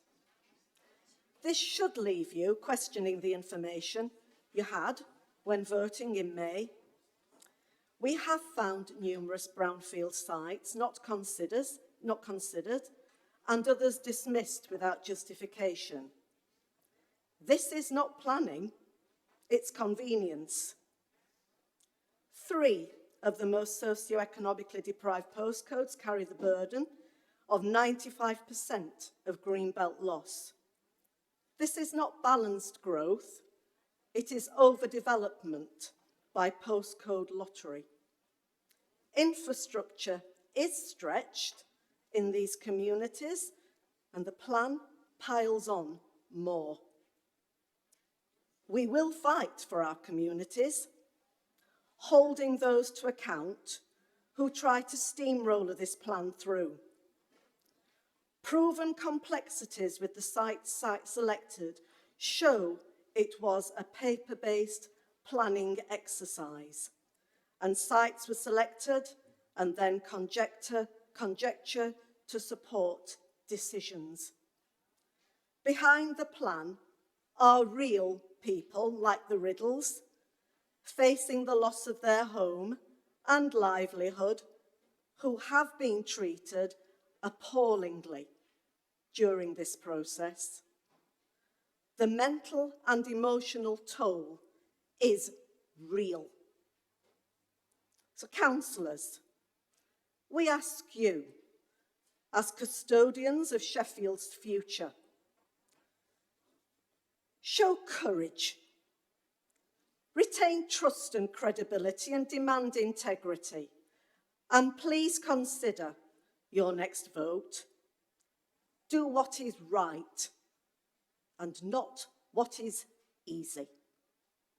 Thank you.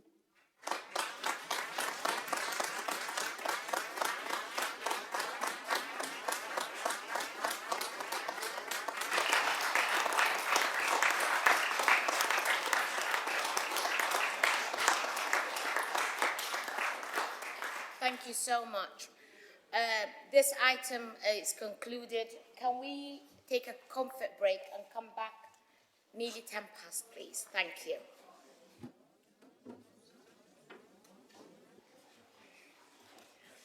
Members' question, item number 6. Should we settle in?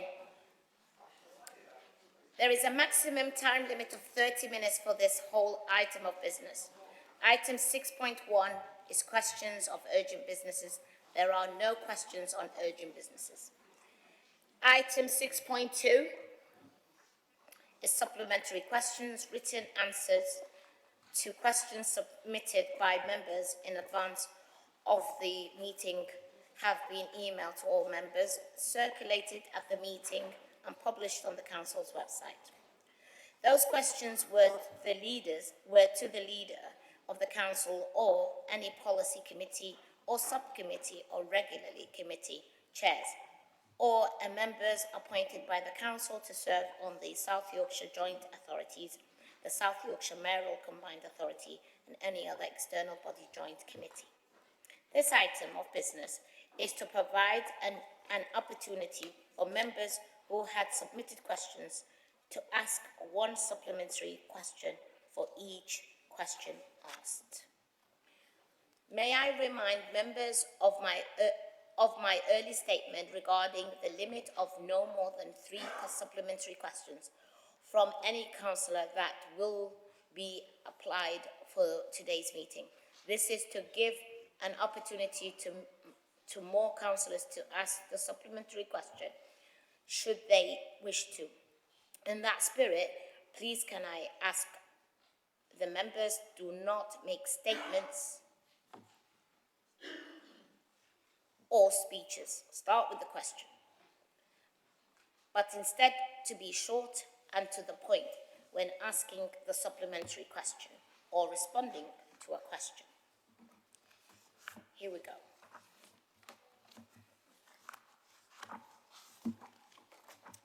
Page number 1.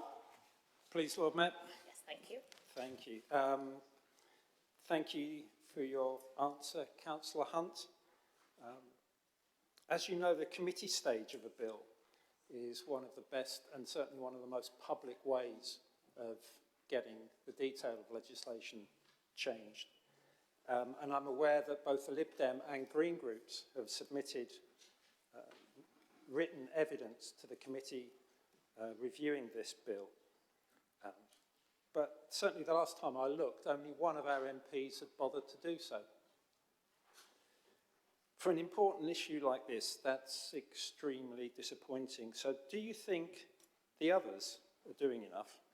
Will you join me in asking them to raise their game and be more public and forceful and proactive in their criticism and opposition to the government proposals? Thank you. Thank you very much. Thank you very much. I'm going to ask again to start with the question. Thank you. Go ahead, Tom. Okay, thank you, Lord Mayor. I think what I would say is I really welcome the engagement from ministers with the City Council and with our MPs on this, including direct conversation I've had with a relevant minister on this issue. I pay particular tribute to the Labour Member of Parliament for Sheffield Hallam and also to the Labour Member of Parliament for Sheffield Central for their work. They've met with Minister Miata Fambulla last week. You may have seen pictures of that on their social media, and had a positive response from ministers for their engagement, as I know other MPs from different parties, including Sean Berry MP, have engaged with ministers positively on this. So I think this is moving positively. We will continue to engage with government and seek to have our own ability to have the governance model that the people of Sheffield voted for. Thank you. Page 1. Yeah, go ahead. Thank you very much. So continuing that theme of the threat to the committee system, and as you mentioned, the Lowcock report a couple of times already today, important to remember, that came after the referendum when people in Sheffield voted for this, and which the government currently has legislation to take away the rights of the community to decide how the council runs here in Sheffield. I just want to ask, I'm looking at question 2 though. So I think we're on the same page so far. We recognise the important issue. There have been discussions there. But what I wanted to check was about the rowing back of the commitment from the present minister. You referred to the previous minister who gave a commitment to meet with the cross-party leadership. Obviously, he's not in government anymore. But last meeting in October, I asked you this question, and you'd just come back from the Labour conference, and you told me that you'd spoken to the new minister, and that she had agreed that she would meet with the cross-party group of you. Is this rowing back from this? Has she withdrawn that commitment, or is she still committing to do that? Thank you. Councillor Hunt? It's a reflection of the fact that the committee stage of this is now well underway, as I know you know, because Green MPs have been engaging well and positively with government on this. There are regular conversations taking place with government on this. So no, there are signs of continued conversation, but if the opportunity arises for that cross-party meeting, then we'll have it. But at the minute, I'm not sure that we're going to be needing to, because the arguments that we are making are landing with government. So if we will continue to engage with government, and I will continue to ask for that cross-party meeting, but at the minute it is moving positively and the arguments we're making are landing well. Thank you. Page 2. Go ahead. Thank you for your answer. Do you accept that the government still has over 300 arms export licences to Israel, and therefore what evidence have you got to contradict the Channel 4 allegations into saying that arms exports to Israel reached their highest level in June 2025 and then again in September 2025? Thank you for getting to the question. Hunt?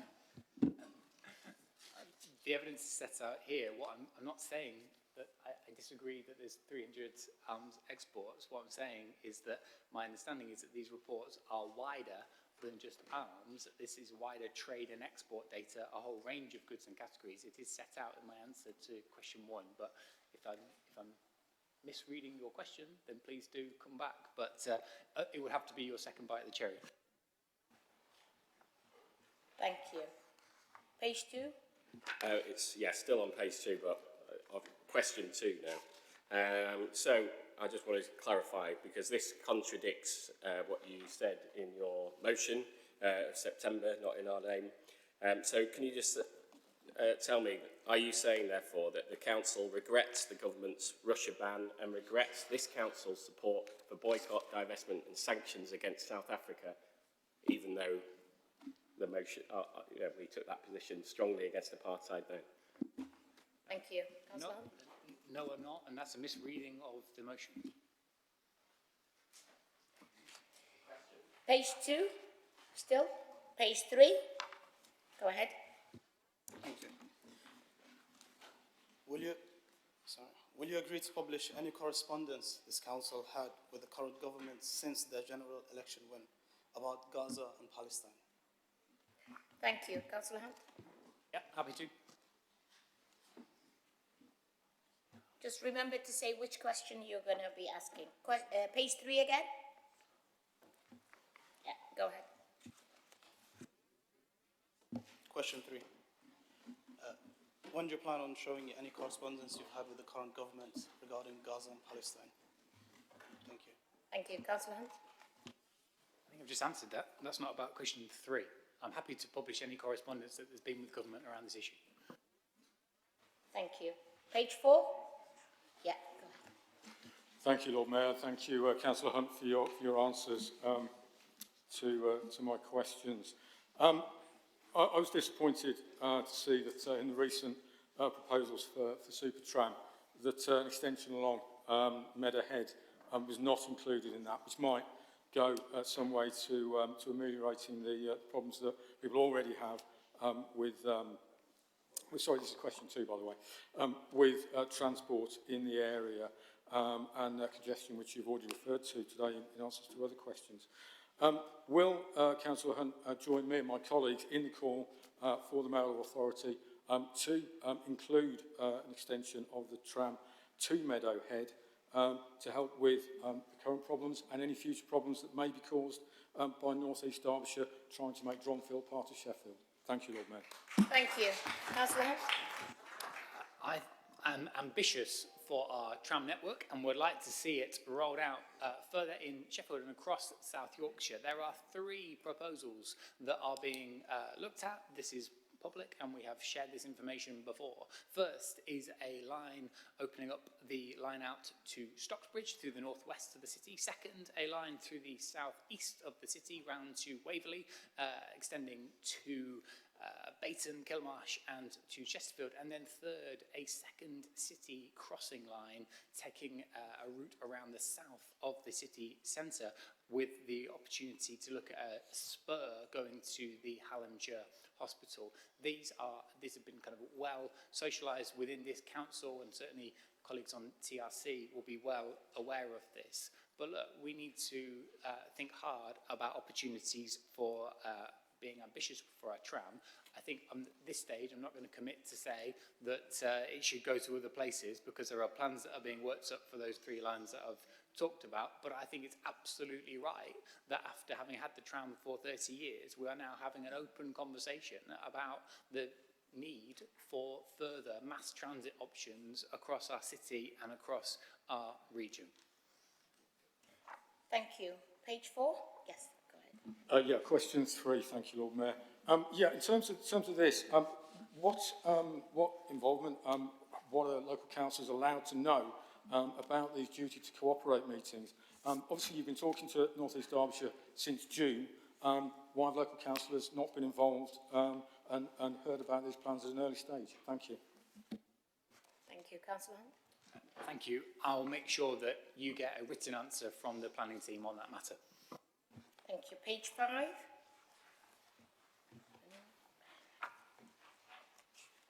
Page 6? Go ahead. Thank you. I understand why you can't say how much green belt land would have to be, more green belt land would be released if we had to redraft and resubmit a local plan under the current government's planning requirements. But can you confirm that we would have to release more green belt land, as has happened with Rotherham? Thank you. Thank you. I'm not going to be drawn because, as I said here, we are currently in the examination process, and you heard earlier on that it is we are right in the midst of a complex examination process, and what we say on this really does have to be considered very carefully at this moment. The figures are set out there of what a new plan may require in terms of housing supply, and I think at this stage we'll have to leave it there. Thank you. Page 7? Yeah, go ahead. Thank you for your answer, Councillor Hunt. Please could, question 2. Please could you give a timeline on when discussions with these tenants will be finalised so Muslims throughout the city can begin to get a grasp of where they may possibly need to bury their loved ones from 2028 onwards? Thank you. Go ahead. Thank you. The plan is for an update report to come to the December Strategy and Resources Policy Committee meeting, and I have a meeting with the South Yorkshire Muslim Burial Trust, I believe either next week or the week after, to ensure that a key stakeholder is kept regularly up to date. I'm looking to Councillor Maroof to tell me if it's next week or week after, but it's very soon. We've had regular meetings all the way through to ensure that people are kept up to date, but an update report will come, as we committed to, by the end of the year. Thank you. Thank you. Question 7 again? Page 7 again? No? Page 8? Yeah. Thank you, Lord Mayor, and thank you for the answer. So you mentioned previously that we need to do more work to consider what support we could give to housing cooperatives. Can I ask when that will happen. Thank you. Thanks. I'm assuming that's question one there, and you're talking about development co-ops, and really the question is about at what point the council decides to spend more resources looking into housing co-ops and putting officer resources aside to do that, as opposed to the primary job of helping the tenants who are in the very worst accommodation in the city. Not all private rented accommodation is in very good standards. Some housing management standards are very poor, and it's really important we've got a good enforcement team to do that. So I don't really want to take resources away from that. For the committee's point of view is that it's due to have a review of the whole private sector housing function, and it's been pushed back because we've been waiting for the Renters' Rights Act to come in, because that's actually a very substantial increase and change to certain aspects of private tenants' rights, which is very welcome, but we need some time to digest that and then see where it stands really. So in terms of housing co-ops, as I said I've said a couple of times now, people involved in housing co-ops are usually pretty good at managing themselves, and it's not necessarily the top priority for the council. But it is something I'm sure the Housing Committee will consider. Thank you. Page 8. Go ahead. Thank you. And this is question 2. I've spoken to you about this briefly already, but you say at the end of your answer that the council should focus on affluent areas. I think that's quite a churlish thing to say about private rented housing. I think people in private rented housing don't benefit from high house prices in the ward. You'll find that is the homeowners. I don't think we should be setting policy to say we shouldn't put a landlord licensing scheme in an area because the neighbours have high house prices. I think that's a ridiculous thing to say, and I ask you to retract this and give me a proper answer, please. Thank you. That was page 9. That was page 9, yeah. Short answer to that is that the distribution of private sector housing across the city is not equal, and the standards not equal, and there are a lot of very deprived areas in the city, and that is where you'll find the worst quality private sector housing, and that's what we should be addressing first. Thank you. Page 9 again. Page 10. Page 11. Yes, go ahead. Thank you, Lord Mayor. Thanks for your answers, Councillor Johnson, to the question about tenants and arrears. Question 3. What number question is that, darling? Question 3. Okay. You say that it's up to the claimant to notify the council if they cross over the £10,000 threshold. Now, a lot of elderly people don't claim pension credit and therefore are now getting bills coming through from the housing service for arrears for as much as 8 years since they were last assessed, and 90-odd pages worth of documentation to go with it. This is clearly a major issue for elderly residents. They don't understand why they're in arrears, and they don't understand how this has happened. Could you tell us what the proposal is to deal with elderly residents who are not claiming pension credit? Yeah, thank you. This, of course, is a question about the assessment of housing benefits and the duties of people who are claiming housing benefit to correctly report on all the circumstances that they've got. And this is a very long-standing issue that it's because the social security system is very complicated and it's not always well understood, including by some of our own officers. I'm probably answering here in terms of the benefit service, which is not within my committee, it's within Zahira's, but I think we're swapping over answers as she's asking questions about housing today, so I'm asking questions about benefits. I think the reality is, though, is that people do get these very alarming packages of lots of letters, and actually it's something, multiple decisions in one envelope, and it's always important that people get advice there, because sometimes people don't tell the council about all the facts, which mean that they get the wrong benefit, and sometimes they do tell them and the council gets things wrong. There's often a lot of sorting out to do there. What I would always say is that from the housing point of view, our committee will be certain that where council tenants are in this position, then they should be dealt with the appropriate degree of sympathy and compassion by the housing officers. And we certainly would expect that, and our officers will sign up to that too. Question 4, Lord Mayor. Thank you. Go ahead. Okay, question 4. How on earth can it be in this city that 7,579 tenants who pay council tax by direct debit be in arrears? Thank you. Yeah, as far as I know, this is down to the billing cycle. So arrears can just mean any amount of arrears. So technically, we charge our tenants rent on a Monday. If they pay on Tuesday, they've been in arrears that week. That's how it can happen. Thank you. Page 12. Go ahead. Thank you. Yeah, it's on a similar vein, Douglas. I'm not sure why you're answering it as you've said. But the question is, you know, when we go back to 2019, is there a question of whether the council deliberately did not alert residents they could have been eligible for support on that? Is that a...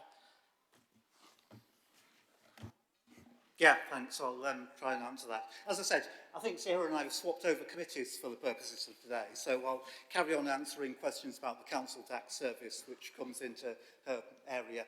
It's how it is. But I think the reality, the serious answer that we probably both agree on, is that the council tax benefit assessment and council tax collection is separate from rent arrears, and there are, even though council tax support is worked out in a similar way to housing benefit, council tax and rent are completely different levies, completely different assessments, and because they're independent, there isn't a single system where you pay council tax with housing, with your rent, or vice versa. So that's probably the best explanation I can give there. It seems that our systems don't automatically flag up things in that degree of complexity. Follow-up question on the question 2. So the revenues and benefits service, honestly don't know if they hold details on council tenancy, that's what it seems to say here. Is this an oversight, or is the system more designed for revenues and not benefits of our residents of Sheffield? Yeah, I think it is for historical reasons. So the housing benefit assessment process is something that's been in place for many, many years. And it's a system that's designed to follow the very, very detailed legislative requirements of the housing benefit assessment, and that's been mirrored into the council tax support scheme. So basically, the actual nature of your landlord, or whether you're in arrears with your rent, has no bearing at all on the award of council tax benefit or the rate of council tax collection. So I think that's why it is. These are obviously huge systems, so it's not straightforward just to bring in lots of extra information to them. Do you think that rent arrears should at least be flagged in the revenue and benefits service so it can immediately help residents who may have fallen into arrears on this? It'd be nice if it did, and it might be something that the Chair of Finance wants to take away for her committee.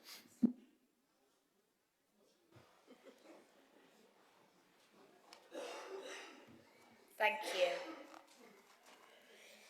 Page 12, page 13, page 14.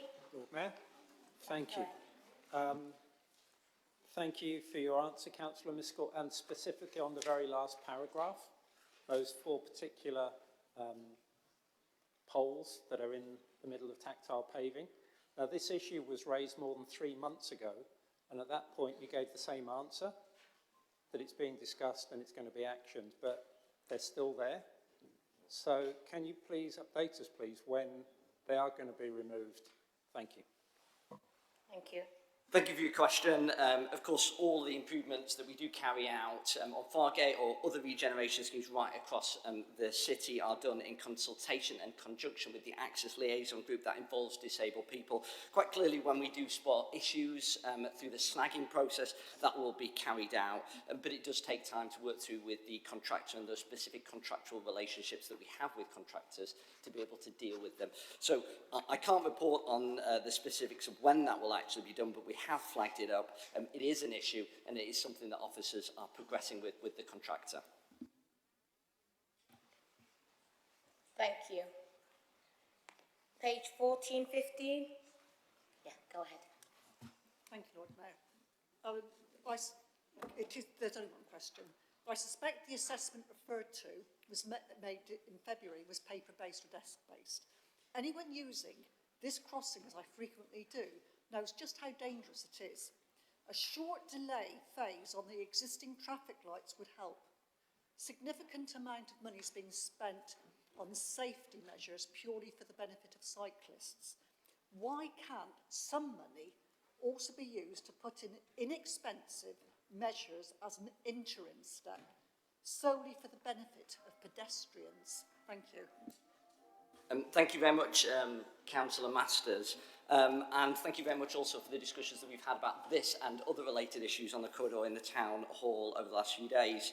I think one of the things that I would say, and this is in relation to the A65 Safer Road Scheme, there are quite a lot of limitations with regards to that funding that comes from the Department of Transport, and therefore it doesn't allow the council to do the crossing that you would like in that specific location. As you understand it, and your supplementary question did talk about, there has been an assessment that's been carried out at that location to see whether it scores highly on our scoring system for pedestrian crossings. Unfortunately, in that particular case, it doesn't. I think it's probably important just to reflect on the fact that the criteria that we set and how we set our specification, our criteria for pedestrian crossings, is agreed on a cross-party basis and is subject to ongoing discussions in Transport Regeneration and Climate Policy Committee. It is all subject to cross-party agreement. So I would ask that you raise those issues with your colleagues on the committee so that we can look, if you would like, to amend that criteria, but I would caution against it because it is subject to quite detailed discussions in order to be able to help us to reach Vision Zero in the shortest possible time. That's our commitment to eliminate all fatalities and serious injuries on Sheffield's roads. Thank you. Question 16, 7, and page 16, 17. Yes, Lord Mayor. Yes, go ahead. Thank you very much, Councillor Miskell, for your response to this question and also to the petition heard earlier. Given what we've heard in Reverend Cook's speech about the incidents that she laid out, could this site be reconsidered this year as per your response to the petition? Thank you very much, Councillor Sampwell. As you'll have heard in my response on behalf of the committee to the Reverend who brought that petition to full council, and we are going to refer that to my committee. We'll receive a report from council officers about the appropriate course of action, and the committee will quite rightly decide on the most appropriate course of action. But I think they made some interesting cases. We heard about a 90-year-old woman there, didn't we, who was struggling to cross the road. That's quite clearly not acceptable in any part of our city. So thank you. Thank you. Question, page 17, go ahead. Thanks. Brief one. This is about the river restoration and river quality work. We had the motion in December 2024 that's referred to that. And so thanks for the fairly detailed answer given about some things that the council is doing across the board and that. But in terms of the process, the question is this actually going to be added to the committee's work plan, or has it not been added? Or is it to be added? Thank you. Go ahead. Thank you very much, Councillor Johnson. Unfortunately, I don't know the answer to that question, and of course we do take those decisions in consultation with both Councillor Diamond and Councillor Horner as part of our trio meetings that happen regularly. Of course, I think this is an important question, and we'll raise it in those meetings. Thank you. Page 18, 19, 20. 21, 22, 23, 24, 25, 26. Go ahead. Thank you, Lord Mayor. Given, this is question 3, given your acknowledgement that TRO with signage is a route to prohibit stopping on footways and verges, including on match days, will you now commit to initiating the formal assessment within the next 8 weeks. For example, publish a timetable and funding source for the TRO and signage covering this London Road Bramall Lane corridor, and confirm who the lead officer will be, please. Thank you very much, Lord Mayor, for the colleague's question there. I think, as he knows, we do have constitutional arrangements that we have to operate in this council, and that means that these decisions are not taken by me, they're taken by a committee, and that's the right and proper way to do that. I'm not going to commit here to modify our work programme to be able to do what the colleague would like us to outline. I think it's important to say that everything that we do is in line with our transport vision and also our road safety action plan, and it has to make sure that it ticks those particular criteria. So, of course, please do raise that particular question, bring it to our TRC trio meeting, and we'll discuss it and we'll pay it due care and attention.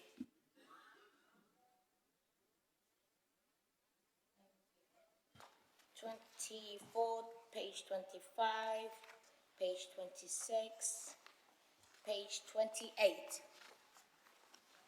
page 29, 30. Yeah, go ahead, Nish. Thank you, Lord Mayor. This is my last question. And thank you for your answer, Ben. You talked about the council looking to bring in camera enforcement for school streets. This is something that would be urgently needed for Crooks's current school street. Is that something we could look to expect in the coming future? Lord Mayor, I think Councillor Pike makes a very important point there about the importance of camera enforcement when it comes to our school streets. Pleased to say that we are going to be enforcing through cameras at our next school street in Broom Hill. We'll be able to report back on how successful that is. We know from other areas around the country it is a success, and I want to see more school streets enforced through camera. We know that that's really good in terms of the resources for schools, but also it increases the compliance of those school streets. And we know that school streets are a great thing because actually they improve air quality and they encourage people to make healthy choices when it comes to getting to school, and also tackle congestion. Thank you. As the time limit of the members' questions has been reached, I shall now move on to the next item of business. This concludes this item of business. Thank you.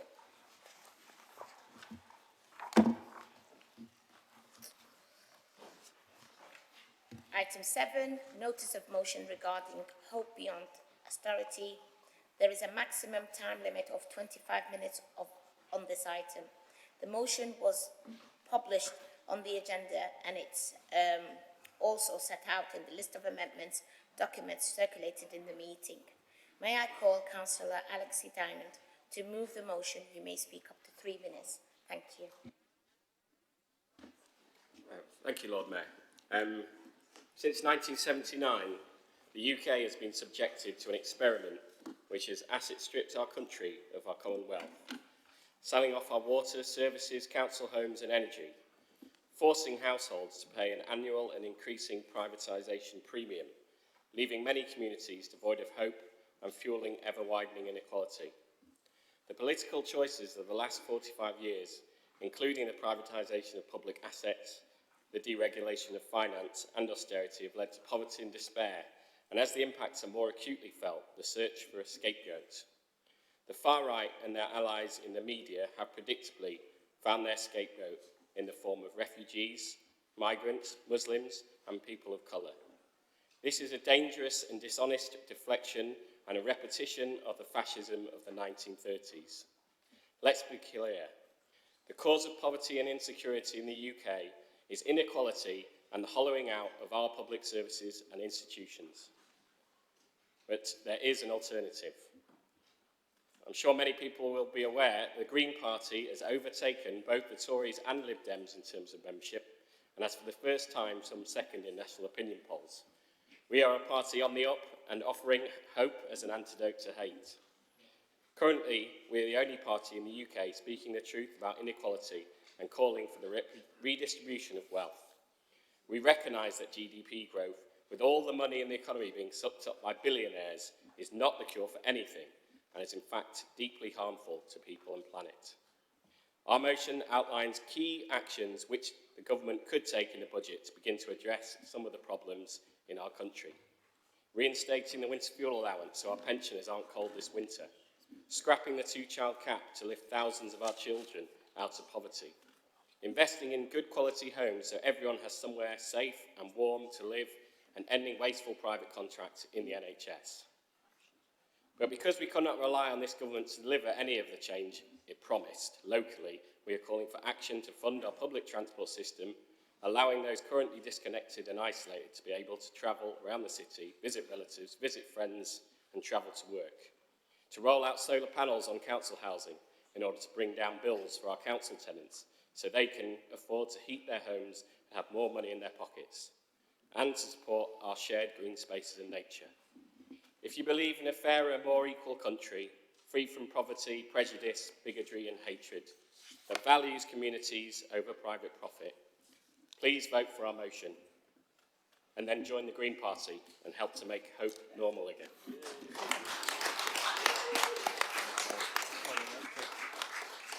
It was a quick advertisement. So may I call Councillor Douglas Johnson to second the motion. You may speak up to 2 minutes, Douglas. Thank you, thank you. I just agree with something in the Labour motion when we talk about a return to austerity. If you're saying there's no return to austerity, maybe that's true if you accept that it's never gone away. Yeah, thank you. In terms of what we can do, though, this is the important thing about what we can do in Sheffield, given the assets we have in the context of austerity, and that's why we set out here. You think about what we have, that is a way of raising more revenue to spend on the people of our city and for the benefit of everyone. We have a lot of rooftops. This council is fortunately one of the biggest landlords in the country. The council actually physically owns lots of rooftops of our homes, which we should be very proud to have as a public service. But for any other householder who's got access to some capital, can spend money doing that, they invest in solar panels on roofs.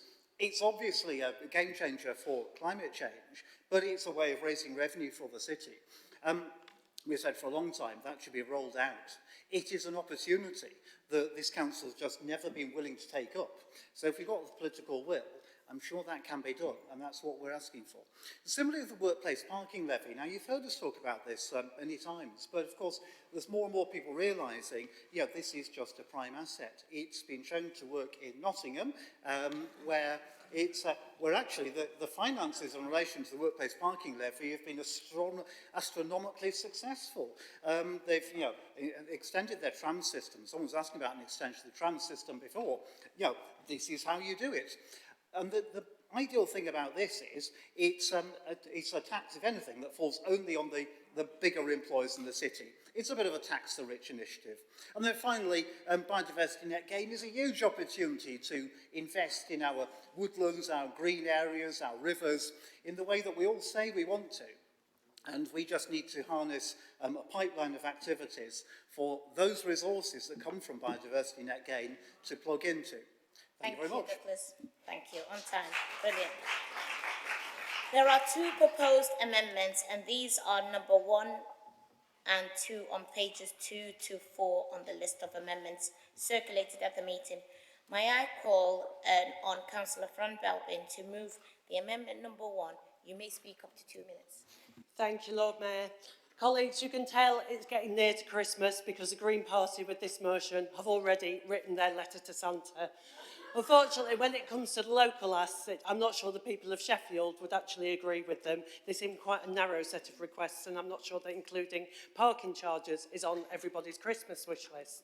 At a national level, it's completely uncosted, which is not really surprising. It conveniently forgets the havoc wreaked by 14 years of Tory misrule, not least the disastrous Liz Truss mini-budget, which is still limiting room for manoeuvre in the British economy. Now, of course, there are many things in this wish list that I would love to see happen. Most importantly, the lifting of the 2-child benefit cap.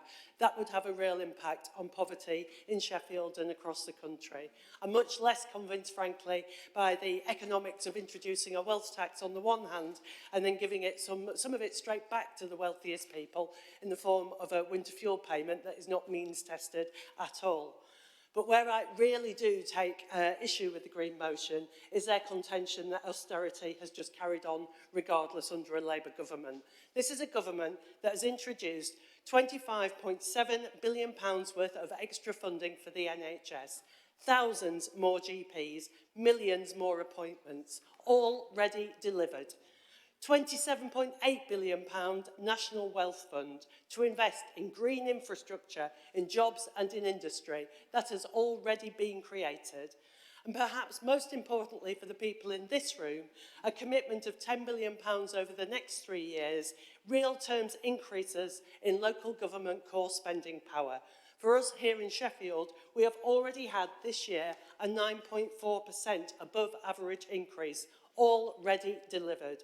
So this government has not continued austerity. It is trying to make real change in the long term, based on the real world, and not on dinner party talking points. So for sure, we've got a long way to go. The journey's not a smooth one, but it's one that we have to take for this generation and for future ones. Thank you. Very, very long. May I call Councillor John Wright to second the amendment? Please stay within the time frame. Thank you, Lord Mayor, and thank you, Councillor Belbin. I'm speaking to second this amendment. I share the thoughts articulated by my colleague in her speech. What are we to make of this motion? It is untethered from reality. Its premises are founded on untruths, and these are a very poor foundation on which to build a plan of action. We are told that the government is continuing the Tory Lib Dem programme of austerity. This is obviously false. Following my colleague, I will outline some more of the many measures introduced by Labour which invest in our country in vital services and works of renewal and regeneration. These demonstrate the absurdity of the claim that the government continues the dire policies of their predecessors. Here are just some of the measures introduced by Labour. So, building new homes. Labour has reinstated mandatory housing targets, pledging to build 1.5 million homes over 5 years, including affordable and council housing. Council housing investment, over 113 million is being invested in council housing, decarbonisation and new affordable homes in Sheffield alone.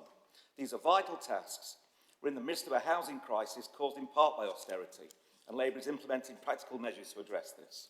Furthermore, Labour's Green Prosperity Plan will invest 23 billion in renewables, treble solar capacity, double onshore wind and quadruple offshore wind by 2030, creating 650,000 green jobs and cutting energy bills. Great British Energy, a new publicly owned company, will drive investment in renewables, support local power projects and ensure energy independence. Home insulation and warmth. Labour is funding a national energy efficiency programme to reduce bills and fuel poverty with a focus on upgrading the UK's draftiest homes. Further evidence that the Labour government is investing in Britain. I hope that this will be welcomed by colleagues. Labour are investing in housing, health, utilities, infrastructure and a greener future. I support the amendment and I recommend it to all colleagues. Thank you. May I call Councillor Mohammed Maroof to move the amendment number 2. You may speak up to 2 minutes. Thank you very much, Lord Mayor. In proposing our amendment to this motion, I believe austerity is a choice which the Labour Party continue to follow. A choice, not a necessity, but which affects people disproportionately. The reality since this government has been in place has been one of doom and gloom, with 26th of November still to come. Businesses, I have visited many businesses, they are struggling. Takings are down, they are not taking on any more employees.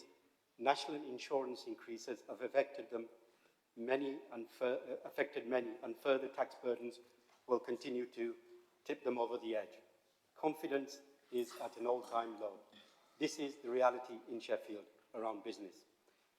The elderly sector, people are scared of growing old and going into a care home if they can find one.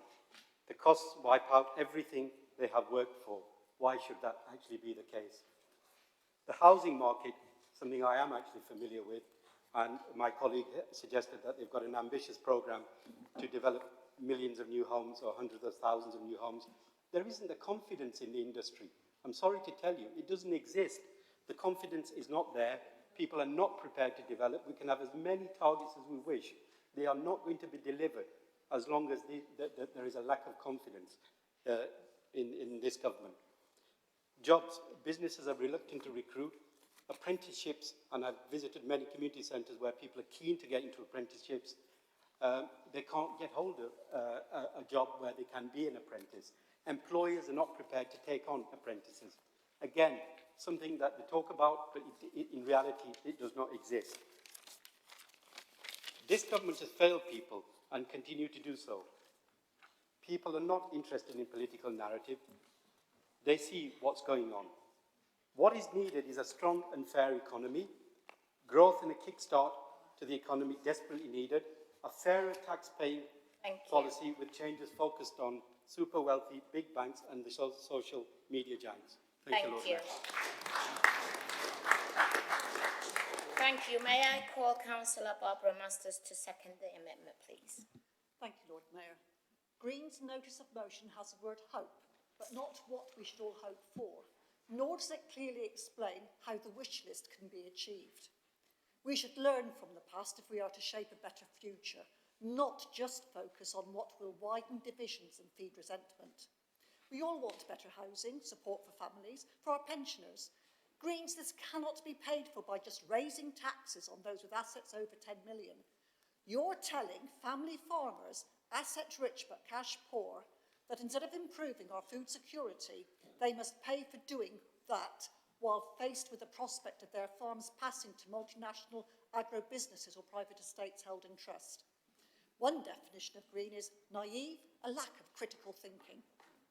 Without an economy that benefits all of our communities, resentment and hate will flourish, easily exploited by charlatans or parties craving power.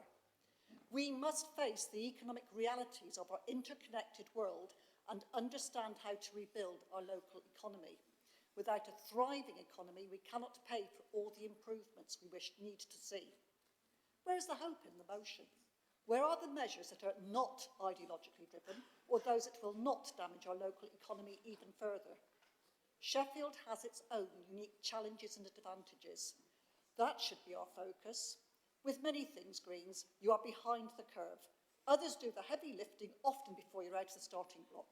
At least the Green Party gets behind national Lib Dem initiatives which our MPs are already raising in Parliament.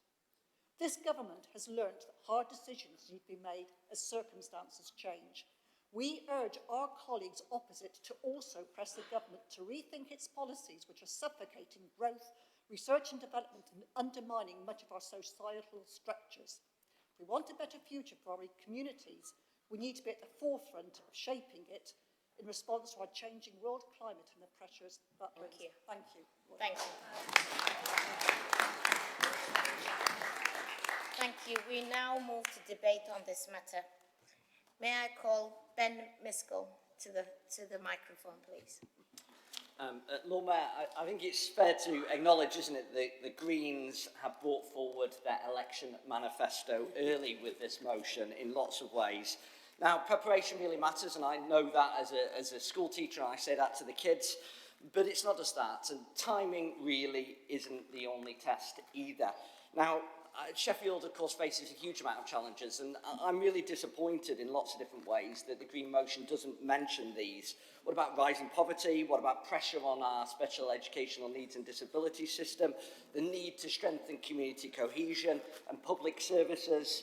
You know, in that context, I think we could have hoped for so much more from this motion. And, you know, I agree with Councillor Masters when she says, where is the hope in this motion? It is completely absent. Now, instead, I think their offer seems to focus on increasing parking charges, continuing an existing biodiversity scheme, and promising solar panels, despite limited progress on that commitment over several years from a committee that's chaired by one of their own. Now, colleagues, I have to say that I'm pleased to say that the approach on this side of the chamber is different. Nationally, we're delivering on a mission-led plan to grow our economy, tackle child poverty, and through a different type of partnership with central government that is like none that we've seen over with the last government, we are delivering new and more improved outcomes for people in the city. And I'm also pleased to see that we're investing in clean energy to cut bills and to create jobs. Jobs, of course, that will be ambitious, to bring people to Sheffield, to grow our economy, and to celebrate the outstanding commitment that business in this city makes.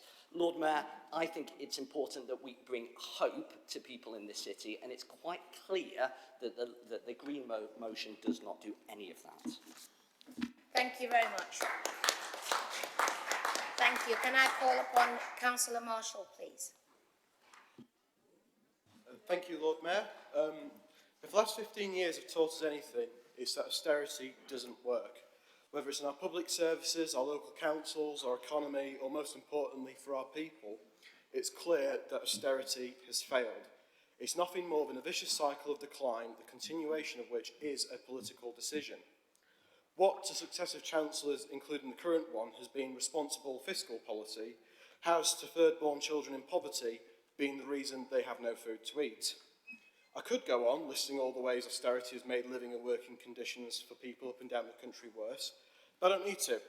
We all know what they are, and I think it's safe to say that we agree that it needs to end.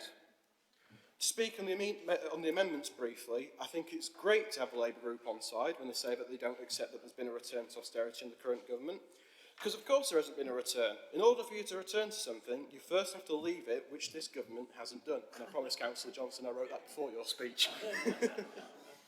On a serious note, though, the rise in the national minimum wage and the introduction of free breakfast clubs is welcome. And I absolutely agree with the fair system of taxation that the Lib Dems are calling for, where those who have profited most from austerity, namely big banks, pay for the rest of ours recovery from austerity. So I urge members, please vote for the motions. Please vote for the motion and most bits of the amendments. Thank you, Lord Mayor. Thank you. Councillor Maroof Raouf. Thank you. Lord Mayor, our beautiful city is essentially a great big oak tree. Its roots deep in the community, its branches reaching for hope. However, years of austerity by those on the right and by those on the left have hacked at these roots, stripped away the bark and left us clinging to brittle limbs. Privatisation and deregulation have hollowed out the strength that held this great city together. Austerity is not a storm we must endure. It is a choice that has been made by successive governments, and it is still being made by Labour. Every cut to housing, every cap on benefits, every pensioner left cold and hungry is a decision, not a destiny. The Chancellor's upcoming budget is a crossroads. Will Labour continue to bleed the great people of Sheffield dry, or will they invest in homes, dignity and care? Will they finally tax wealth instead of work? Will they finally put the poor before the billionaires? Will they finally let asylum seekers contribute their skills rather than waste them in limbo? Sheffield cannot wait for the Red Army to save it. We must act now. We must turn rooftops into solar power stations. We must fund transport through workplace levies, and we must breathe life back into our green spaces. As blessed are those who plant trees under whose shade they may never sit. These are not luxuries, they are lifelines. Lord Mayor, the time for hesitation is over. We must plant those new roots today, so that tomorrow this beautiful city can stand tall again, strong, green and unbroken. I fully endorse the Green motion. Thank you. Brilliant. Councillor Minesh. Thank you, Lord Mayor. Sorry, I don't have anything to say on oak trees. It's clear to all of us with eyes that traditional methods of growth have failed, that the pursuit of growth for its own sake hasn't delivered for our communities and has left local economies to struggle. We all know this locally because we have repeatedly committed to doing things our own way here. In 2021, only 19% of all council contracts in this city were awarded to Sheffield-based businesses. In 2022, we voted to support community wealth building, shifting spending towards our local economy. And as of this year, 61% of contracts have gone to local businesses. That's what we're meant to be doing, setting policies that shift wealth and resources into the hands of our communities, growing our economy from the bottom up. And that's what hope beyond austerity means to me. I'm proud to be a cooperative councillor. The Cooperative Party has recently called on the government to prioritise inclusive growth in the upcoming budget, calling for growth that people and communities can actually feel. That tangible material change for me is found in investing in good quality council houses and building millions more homes, in lifting the ban, letting people seek an asylum work and live. It's in creating free breakfast clubs so that no child starts school hungry. It's in the Renters' Rights Bill that is banning no-fault evictions and taking power away from landlords. It's in unprecedented investment in our health service and in decarbonisation. Today of all days, we are inspired by the election of Zoran Mamdani, the Socialist Democrat Mayor of New York City, showing us exactly what that politics of hope can deliver. Mamdani took on the billionaire class and won, a stunning political victory which was won for a campaign relentlessly focused on lowering energy bills, rent freezes, a universal childcare and free buses. He tells us that a life of dignity should not be reserved for a fortunate few. That, for me, is the end goal of the politics of hope, and exactly what the budget must deliver.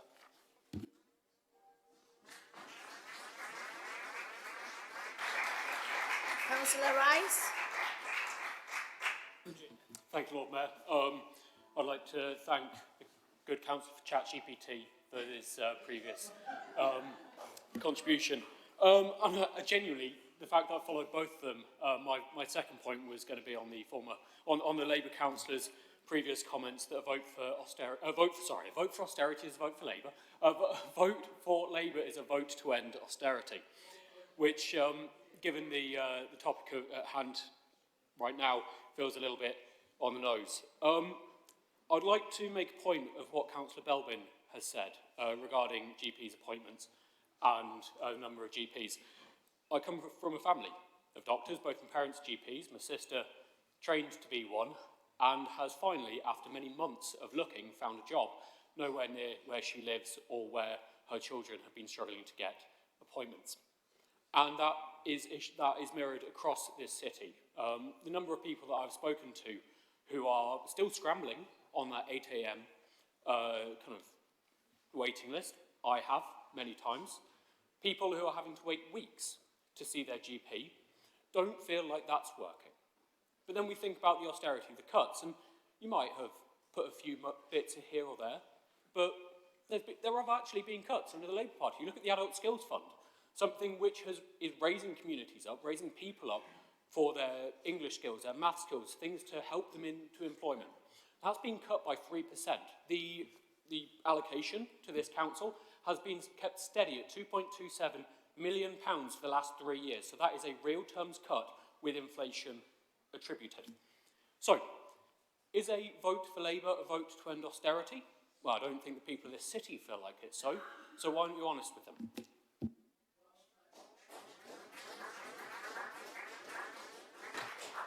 Thank you. Last but not least, I can only fit one more person in, so McCLEAN. Thank you very much, Chair. I genuinely wasn't going to speak until Councillor Marouk stood up and said, austerity is a choice. That's right, and it's one that you made in 2010. Remember it? Although many of you are trying, ever since then, to try and forget about it, you could have said no when their eyes met across the Rose Garden and said, no, we're not going to join with the Tory party and give all those millions of people who voted Lib Dem thinking they were going to get something different. You let them down, you betrayed them and gave them a Tory government which they voted against. But you keep trying to forget that, don't you? You are the cause of why we've gone down this road towards austerity by letting the Tories in when the vast majority I don't think he spoke over any of you when you were speaking. Let's just get some of people in this country didn't want a Tory government. You chose to give them one, and you could have said no. And for a few minutes, Lord Mayor, I thought I'd been transplanted into some sort of Shakespearean play. But actually, when you analyse what the councillor said, it's a load of vacuous, pre-prepared rhetoric with no solutions to anything. Just a load of accusations that he can't prove. Thank you. Thank you, Mick. May I offer the right to reply to mover of the motion, Councillor ALEXI Diamond? You may speak up to 2 minutes, please. Thank you. Thank you, Lord Mayor. Well, to be honest, I was quite shocked to read the Labour amendment and to hear that you think austerity has ended. If this is what you say and you believe, you are going to get wiped out at the next local elections, and it will be deservedly so. You say austerity has ended, but your own motion today is complaining about NHS cuts, and while another motion is about cuts to education, which you then try to justify in your amendment. You say austerity is over. Tell that to the residents in my ward attending our 2 food banks and the volunteers who work so hard to support them. You say austerity is over. Tell that to the parents of children with special educational needs whose kids are missing school and can't get the support they need. You say austerity is over. Tell that to the 354,000 homeless people in the UK, including more than 4,000 in Sheffield.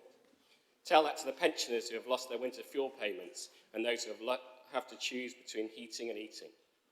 You say austerity is over, but in their submission ahead of the budget, the Local Government Association has said the cuts to the 2010s are far from fully reversed. Core spending power remains 16.4% lower in real terms in 2025 compared to 2010-11. Cost and demand pressures are unrelenting, particularly in key demand-led services such as children's social care, adult social care, homelessness, and home-to-school transport for children with SEND. So is austerity over in Sheffield, as Labour says it is?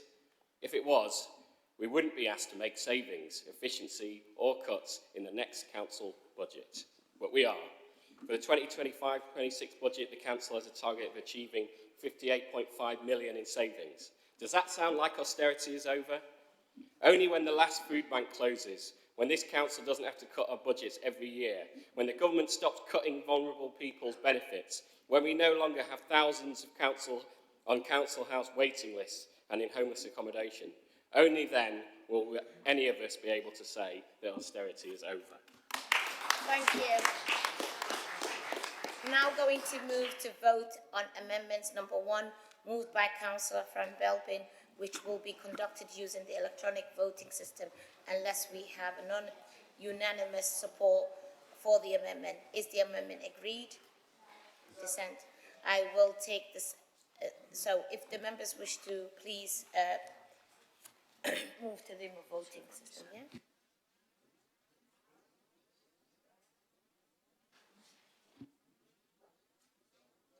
Lord Mayor, if I may vote in parts. In voting against, we are voting for D, E and F and abstaining on G, H and I. Thank you, Councillor Alton. Yeah, Councillor Marshall. Thank you, Lord Mayor. Voting in parts and abstaining, voting against new paragraphs B and C, but for G, H, I, and obviously the re-lettering. Thank you.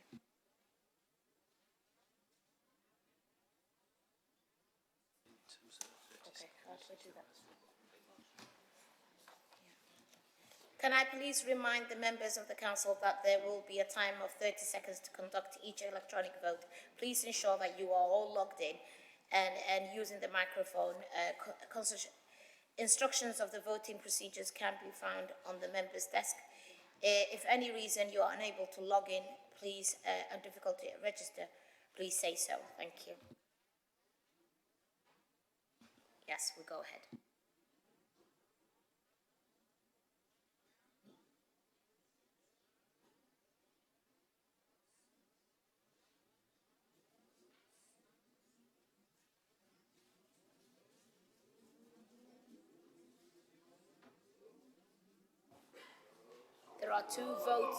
There are two votes missing.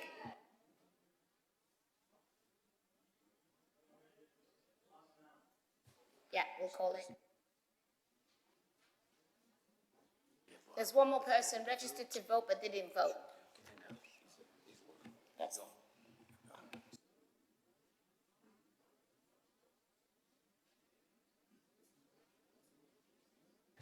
We'll call it off.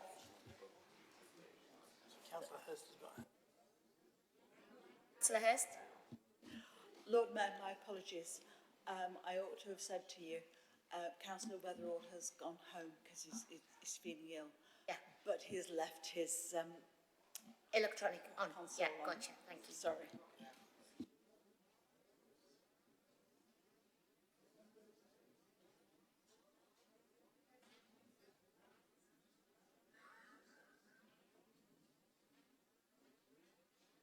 Yeah, that's not Councillor Gary.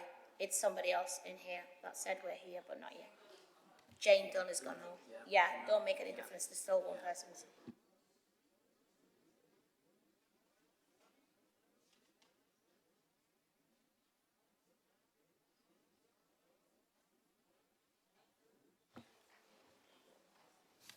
So the amendment is lost, but paragraph D and I,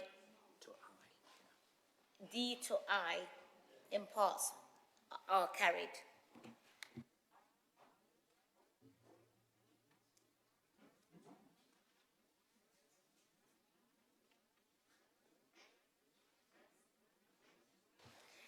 Amendment number 2.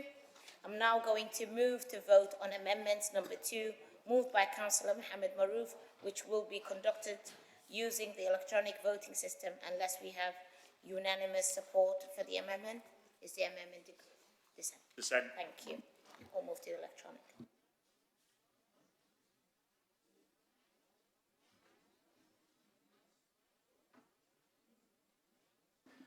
Lord Mayor. So in voting against, we're voting for part 4 of the Dem amendment.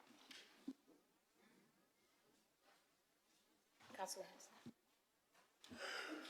Lord Mayor, in voting for, we're abstaining on part 4.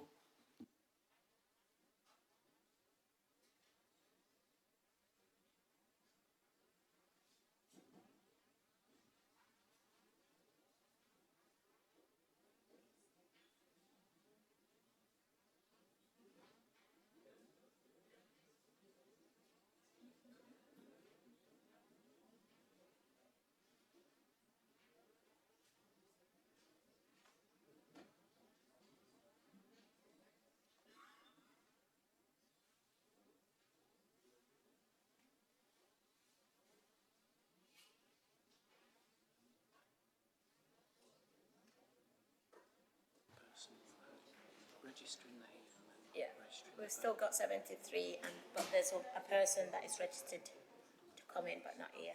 We'll find him.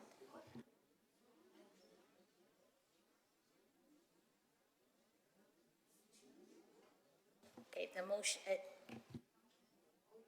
the amendment is lost, but part 4 carried. Thank you.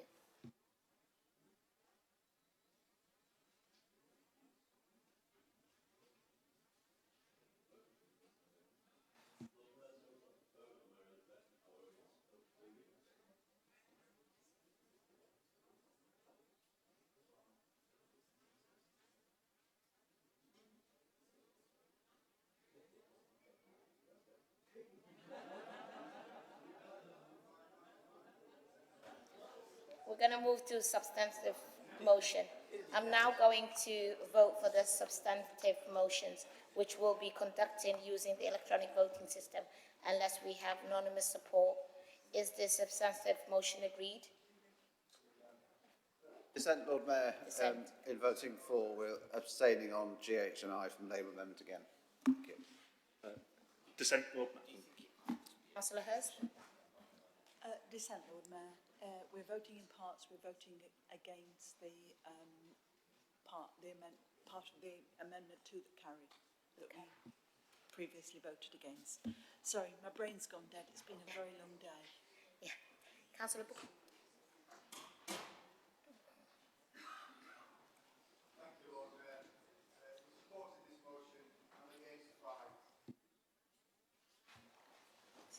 In voting for, we're voting against the Labour amendment. The parts that are carried.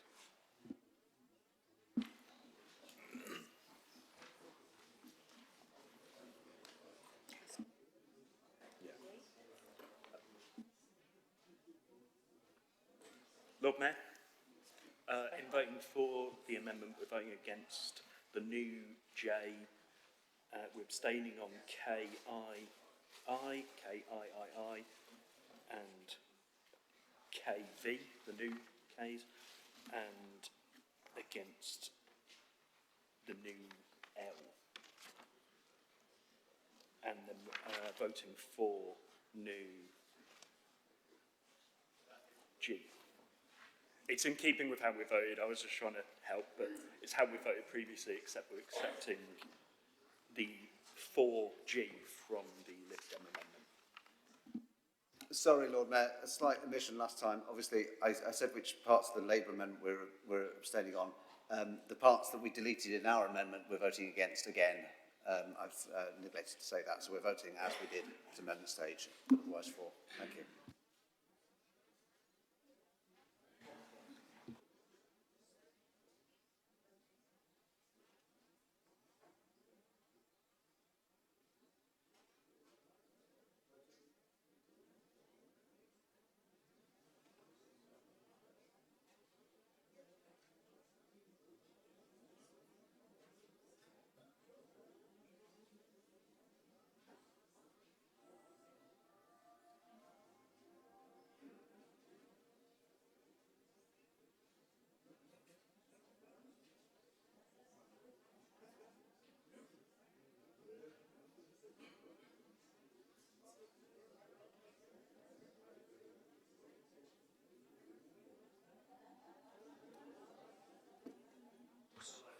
$73. That means somebody did pay attention. Right. So, amendment, yeah, substantive motion is carried. Thank you.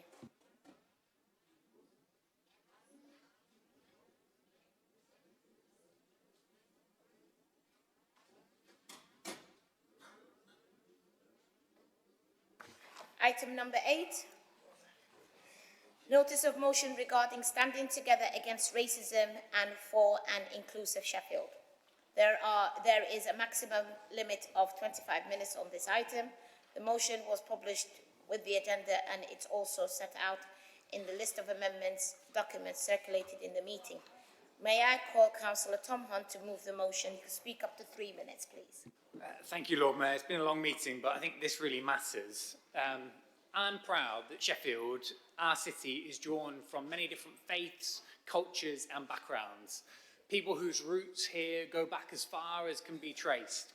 People whose parents and grandparents came to this city and made it what it is today. People like me who came here to study and fell in love with the place. People who have arrived recently. This is our city. It belongs to all of us, not just some of us.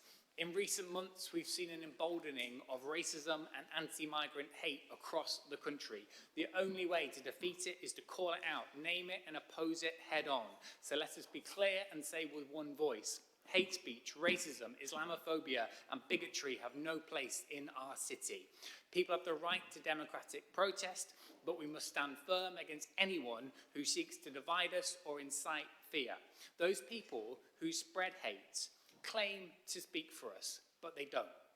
They reject our past. They don't respect tradition. They don't respect our heritage, because Sheffield has a deep history of migration over centuries and of providing welcome to people who have come from around the UK and around the world to make this city their home. All of them Sheffielders. People coming to work in our steel industry, our NHS, our care homes, our schools, universities, entrepreneurs, innovators, creators, people building new lives, all building our collective success. All people who've made this city what it is today, all people who've made our country what it is today. And let me also say this, when we wear this poppy and when we come together at the War Memorial, as we will on Sunday, to remember the service and the sacrifice of those who fought and died for this country, let us remember the Black and Asian people from across the Empire, now Commonwealth, who fought so that we can live free, so that we can live in a tolerant, inclusive democracy. Now more than ever, we need to show up and stand together against prejudice. And let us today then reaffirm our commitment to being a welcoming and inclusive city. Let us celebrate and support work to mark the 20th anniversary of Sheffield being the UK's first city of sanctuary. We are a city of many faiths, cultures and backgrounds, but we are one Sheffield, a city that we love. So let us commit to work with communities to develop a citywide programme of events and activities for next year that bring people together, that celebrate who we truly are, not a fictionalised account. Let us come together to celebrate our diversity, because, friends, truly, our diversity is our strength. Let's reject racism, let's reject those who seek to divide us, and let's do it together. Thank you.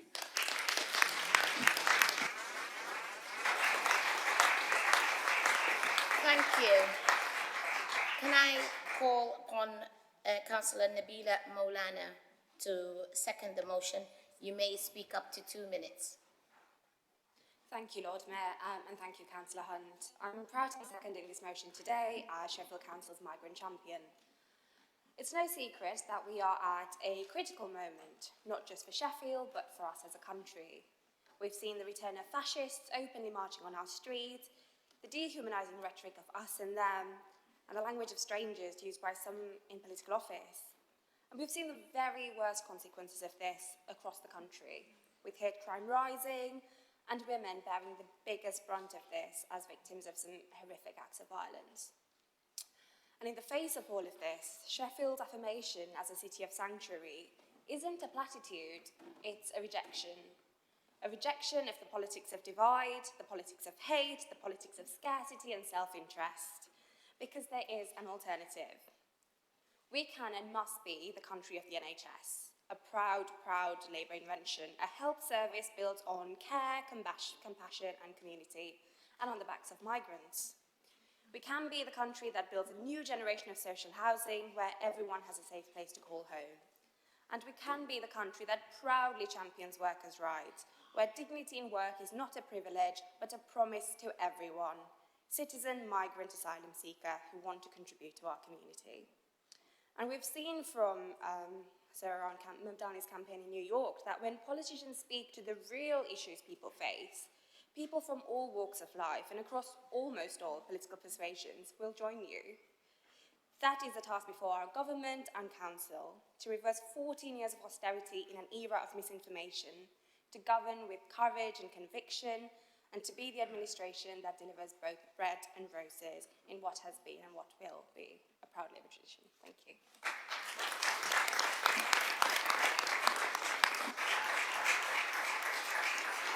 Thank you. There are 2 proposed amendments, and these are numbers 3 and 4 on page 6 and 7 on the list of amendments circulated in the meeting. May I call Councillor Martin Smith to move the amendment number 3. You may speak up to 2 minutes. Thank you, Lord Mayor, and I will be brief. Recently, I was privileged to attend a meeting of the Sheffield Stronger Together Partnership in the City of Sanctuary building in Chapel Walk. And colleagues, if you haven't been to that building and see the fantastic work that they do, I strongly recommend you pop in and see it for yourself. It's truly inspiring. There I met people from many different nations, backgrounds and cultures, all of whom were determined to make our city a more harmonious and prosperous place.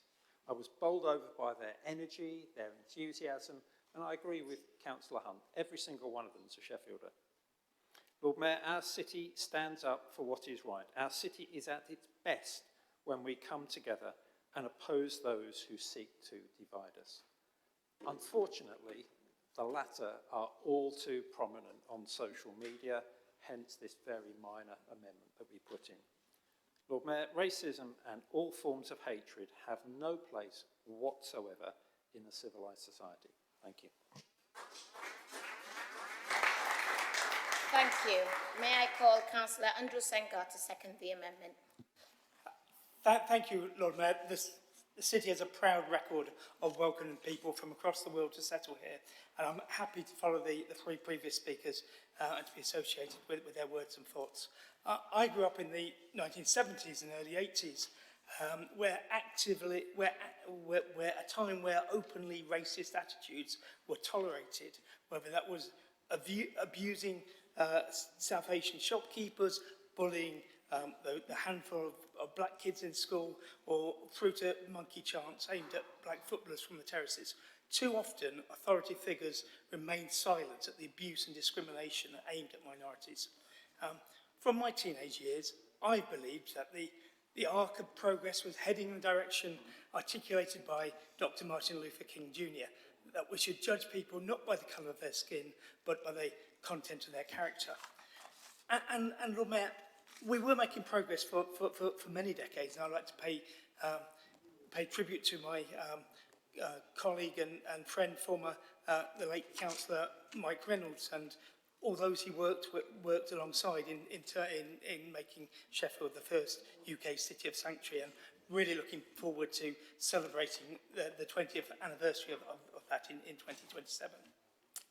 Lord Mayor, there clearly have been challenges both in Sheffield and across the UK, and clearly firstly the terrorist attacks in terms of September 2001, but then financial crash of 2008, but also, as our amendment says, the freedoms from social media have allowed toxic language to appear in people's algorithms, and people go down rabbit holes of racism, abuse and hatred. Lord Mayor, Sheffield stands proud of its record over this past 50 years, a multicultural city for people from around the world. In this age of social media, we face new challenges, but together we can build an even better city that values and celebrates all our residents, whatever their heritage. Thank you, Lord Mayor. Thank you.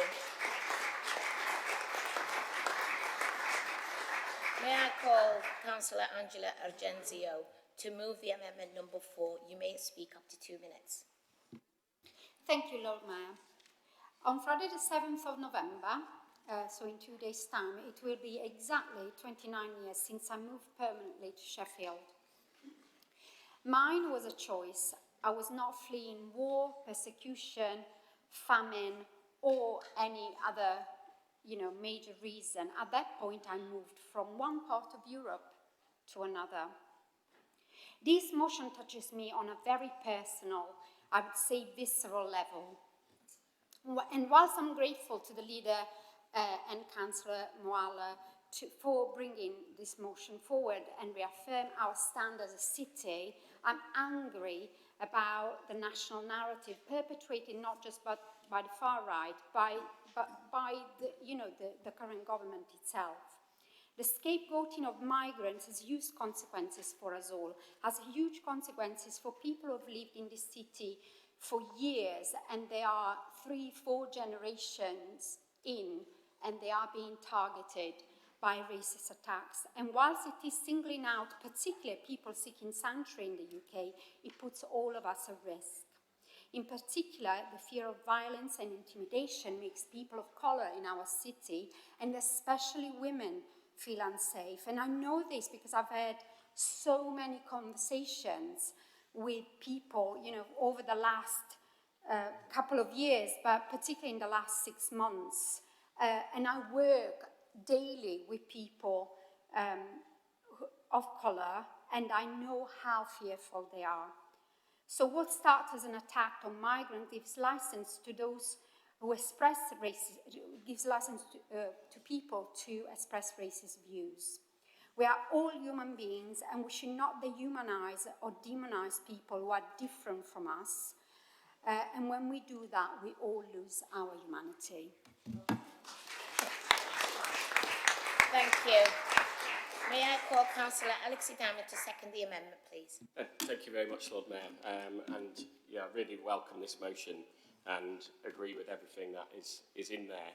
I believe it is well-timed and absolutely necessary. However, there is a huge omission, and that is the impact of the hostile environment, which the Labour government has not abandoned, but actually extended. The community in Sheffield is hurting and living in fear and in desperate poverty, unable to access many services on which we rely and which are fundamental human rights. As we heard, 2 members of our sanctuary-seeking community have taken their own lives in the past few months. Our friends have been held in detention. People are forced to live on less than £10 per week in some cases, in often horrendous conditions, and all the while are being used as a scapegoat for years of austerity, which has run down our housing stock on our public services. Since coming to power, Labour has continued to detain people who have committed no crime, continued to prevent asylum seekers from working, stopped family reunion, announced plans to make it harder for people to get leave to remain, and refused to create the safe and legal routes for people to seek safety in the UK, meaning that thousands of people have to risk their lives crossing the Channel. If we want to stand together for an inclusive Sheffield, and indeed against racism, we need to acknowledge and oppose the policies of this government. Thank you.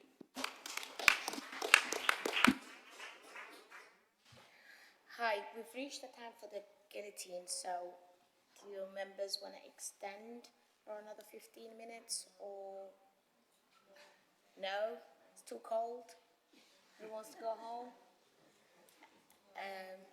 What do you guys want to do?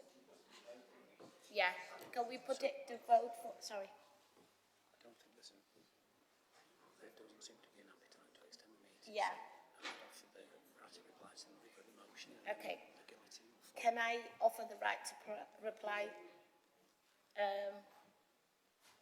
the motion with Councillor Hunt?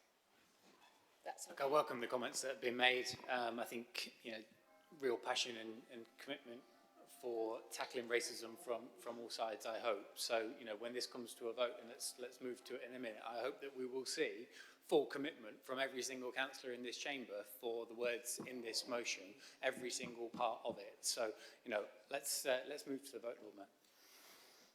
Thank you. So I'm now moving to the vote. Make sure that everybody is logged in.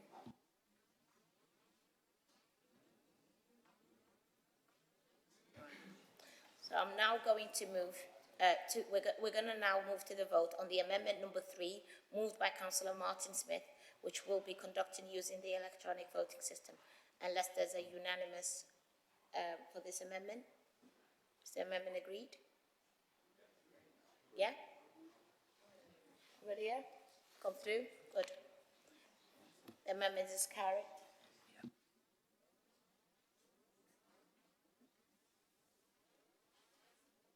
Amendment number 4, I am now going to move for a vote for amendment number 4 by Councillor Angela Ajanzio, which will be conducted using the electric vote unless we have a unanimous support for amendment. Is the amendment agreed? Dissent, Lord Mayor. In voting for this, we're abstaining on 2M and 3T. Any more amendments? Anything?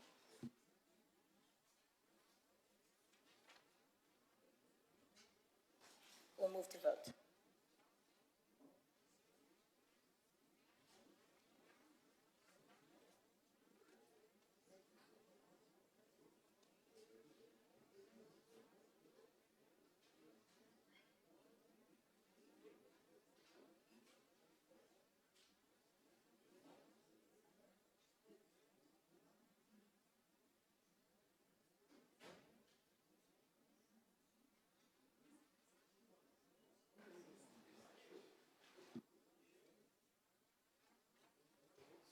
We're waiting for 71 in total.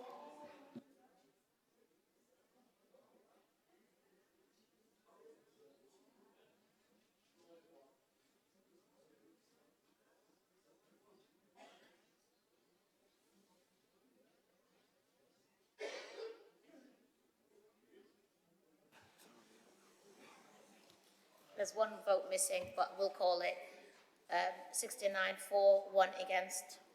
Amendment number 4 is carried.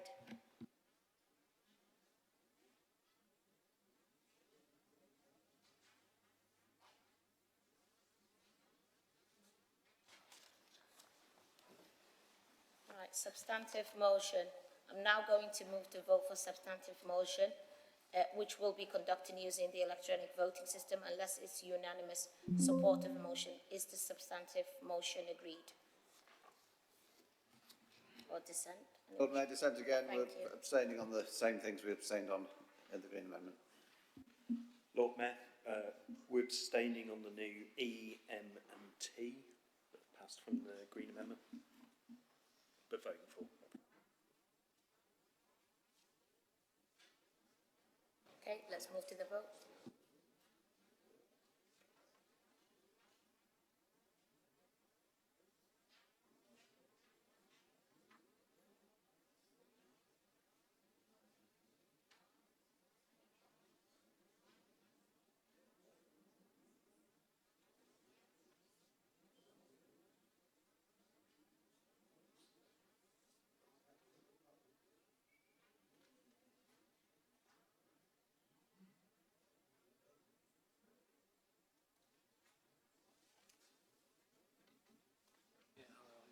Mick, have you voted? Yes, I have. Good. Thought you were strolling.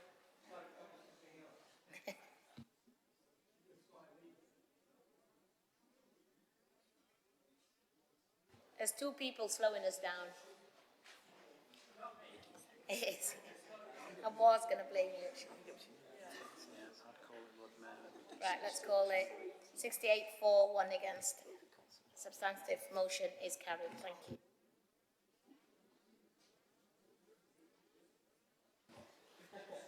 So everything's going to be done.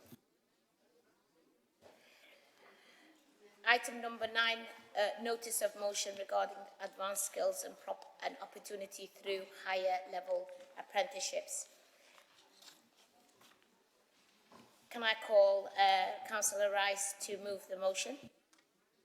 Formally moved, Lord Mayor.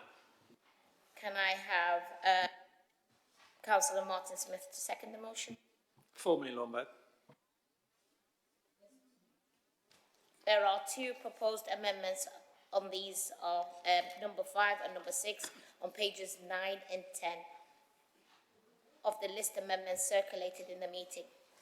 May I call Councillor ELLE to move amendment number 5? Sorry, Councillor Ulls had to go, but I will do it on his behalf. Formally, Lord Mayor. Thank you, Councillor Franville. Councillor Laura Moynihan. Formally second, Lord Mayor. Thank you. May I call Councillor Paul Turpin to move amendment number 6? Formally moved. Thank you. May I call Councillor Maroof Raouf to second the amendment? Formally seconded. Thank you. I'm now going to move to a vote of amendment number 5, moved by Councillor Fran Belbin, which will be conducted using the electronic vote unless we have unanimous support of the amendments. Is the amendment agreed? Dissent?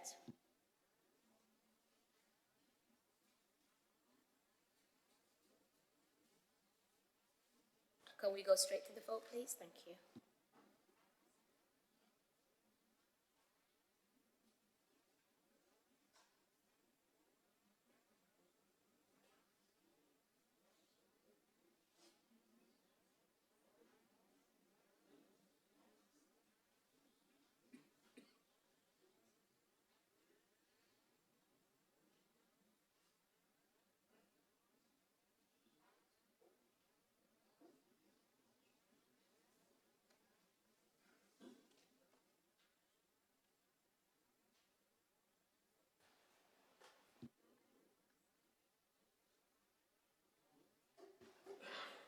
(33 green, 37 red). Motion is lost.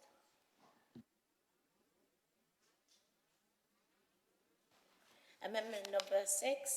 I'm now moving to vote for amendment number 6, moved by Councillor Paul Turpin, which will be conducted using the electronic vote unless we have unanimous support of the amendment. Is the amendment agreed? Dissent, Lord Mayor. Dissent, Lord Mayor, if I may, in voting for, we are against aye.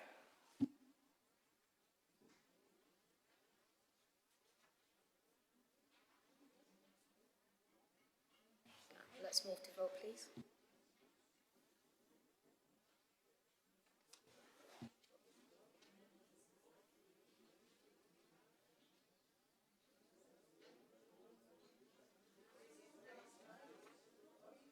Not yet, guys, just a second.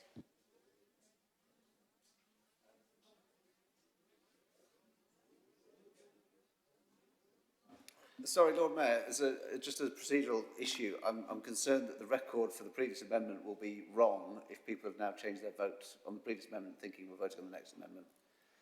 Is that... our demonstrator is going to be able to capture the snapshot at the right time.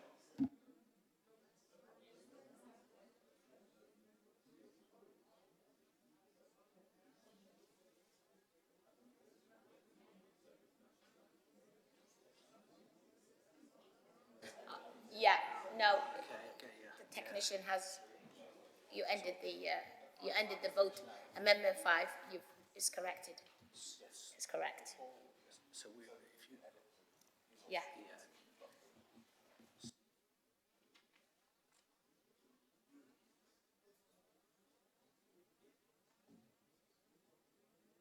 Yeah. So I've announced the record, which is 33 for, 37 against, and so it's 70, isn't it, altogether? Yeah. So it's already recorded. Don't worry. Thank you for bringing that to our attention.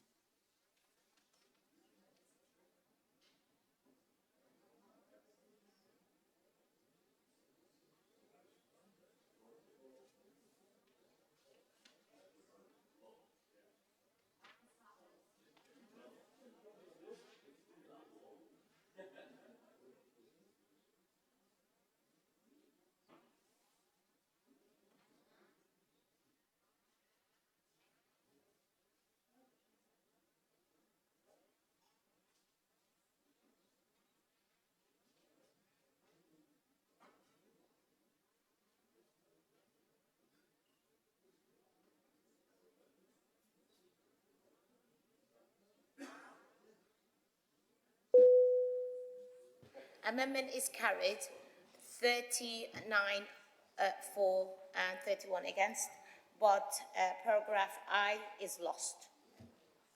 Paragraph H is carried.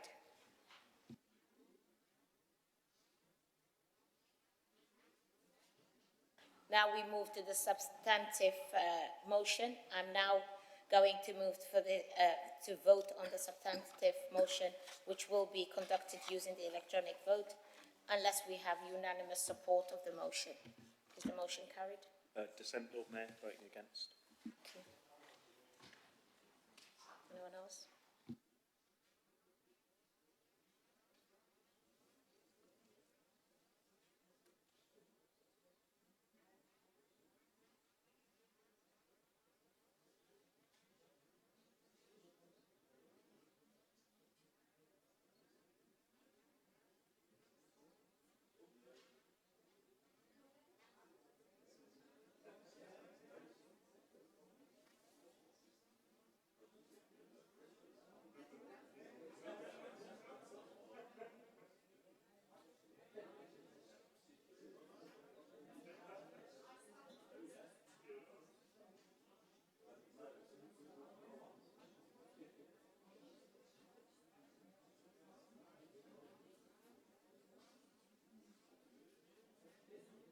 Substantive motion is carried, 39 for, 31 against.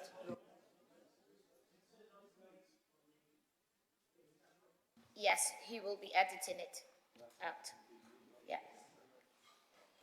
We've noticed.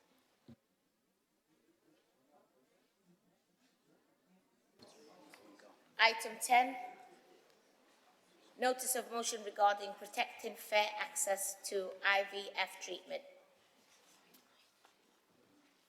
Yeah, they said they'll edit the item. The motion was published with the agenda is also set out on the list of amendments documents circulated at this meeting. May I call Councillor Laura McCLEAN to move the motion? Formally, Lord Mayor. Thank you. Can I call Councillor DODD to second the motion? Formally, Lord Mayor. Thank you. There are two proposed amendments, and these are number 7 and 8 on pages 12 and 13 on the list of amendments circulated in the meeting. May I call Councillor Sue Alston to move amendment number 7? Formally, Lord Mayor. Thank you. Can I call Councillor Richard Shaw to second the amendment? Formally seconded, Lord Mayor. Thank you. May I call Councillor Martin Phipps to move the amendment number 8? Formally, Lord Mayor. Thank you. May I call Councillor Angela Argenzio to move the amendment? Formally, Lord Mayor. I'm now going to move to the vote of the amendment number 7, moved by the Councillor Sue Austin, which will be conducted using the electronic voting system unless we have unanimous support for the amendment. Is the amendment carried? Dissent, Agreed. Lord Mayor. Dissent, We'll abstain. thank you. We'll go to the... Can you start the vote, please?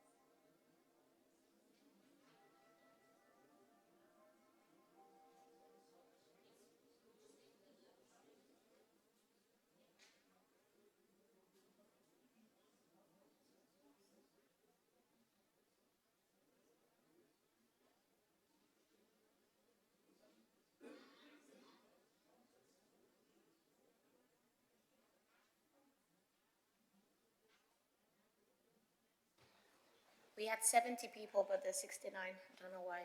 Somebody fallen asleep in 5 minutes. Yeah, I don't understand it. I don't understand it. So amendment number 7 is carried, 30 green, and 1 objection, and 30 abstaining.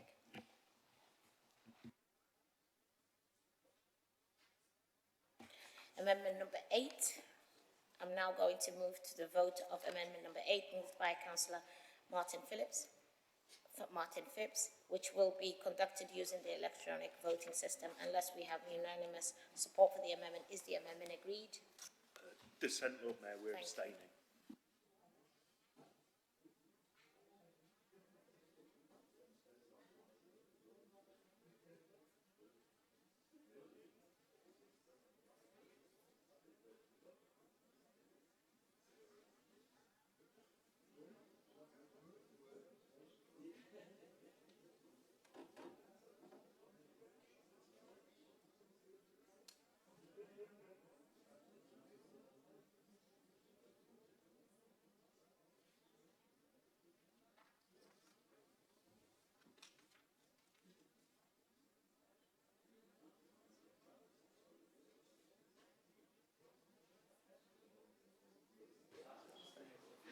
There's still 6 people not voting.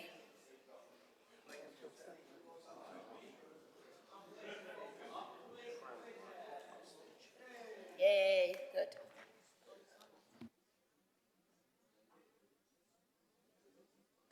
Amendment is carried. Amendment number 8 is carried. 37 for, 1 against, 29 abstained.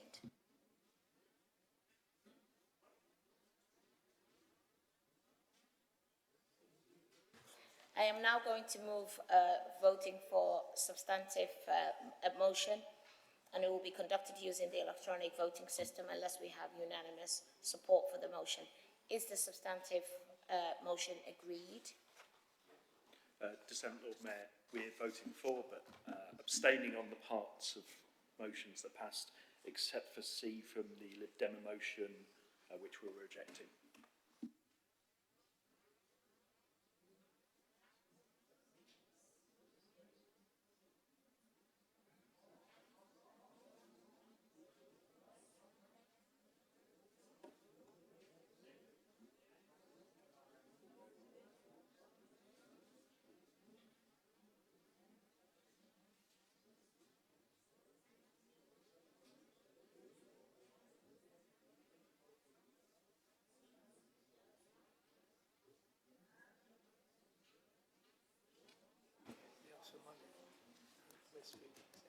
Still 6 people left. Come on, guys.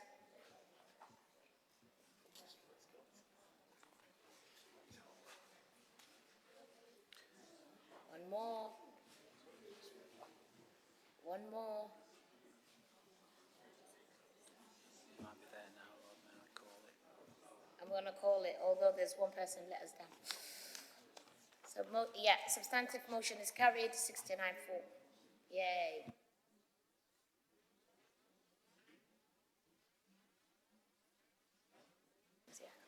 Item number 11, notice of motion regarding compassion in political decision-making. The motion was published in the agenda and is also set out in the list of amendments documents is circulating in the meeting. May I call Councillor John Booker to move the motion? Thank you. May I call Councillor Qais Al-Haddle to second the motion? Second, Lord Mayor. There are 3 proposed amendments, and these are number 9, 10, 11 on pages 15 to 17 of the list of amendments circulated. May I call Councillor Zahira Nas to move amendment number 9? Formally, Lord Mayor. Thank you. May I call Councillor Dawn Dale to second the amendment? Formally, Lord Mayor. Thank you. May I call Councillor REISS to move amendment number 10? Formally moved, Lord Mayor. May I call, thank you, may I call Councillor McCLEAN to second the amendment? Formally seconded, Lord Mayor. May I call Councillor Elliott to move the amendment number 11? Thank you, Lord Mayor. Formally moved. Thank you. May I call Councillor Gillian Caboot to second the amendment? Formally seconded, Lord Mayor. Thank you. I am now going to vote for the amendment number 9 moved by Councillor Zahira Nas, which will be conducted in using electronic voting system unless we have unanimous support for the amendment. Is the amendment agreed? Dissent, Lord Mayor. In voting for, we are against the deletion of the original clause A.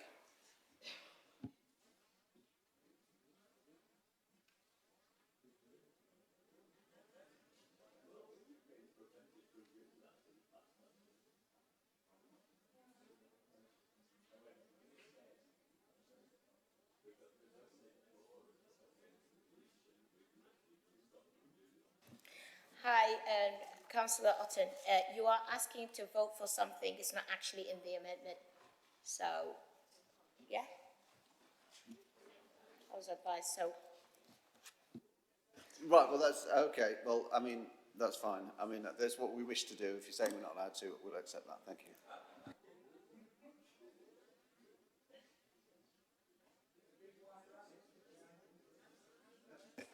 And in that case, we don't dissent from the amendment.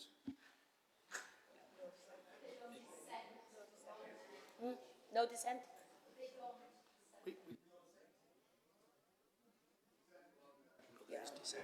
There is a dissent. So is it?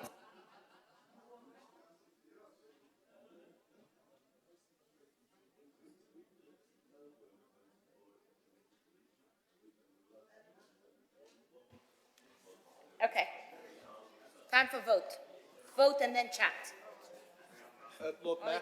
Yeah. Sorry, I was just going to say, in voting for, voting against deletion, if that's allowed. Am I not allowed to vote against deletion? All right, okay. Yeah, never mind then. Yes. No.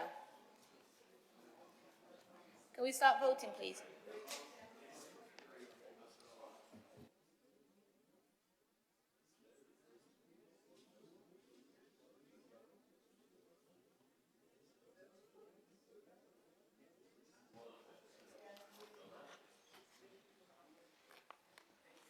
Can people have a look, please? There's 3 missing. Can't be. Call them out. What are they called? 70 here. Okay, thank you.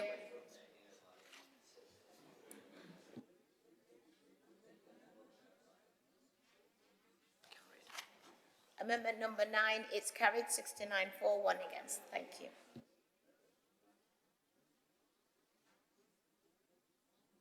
Amendment number 10, it'd help if everybody just... I'm going to move to vote for amendment number 10, moved by Councillor REISS, which will be conducted using the electronic voting system unless we have unanimous support for amendment. Is the amendment agreed? No? Dissent? Okay, thank you. Start voting.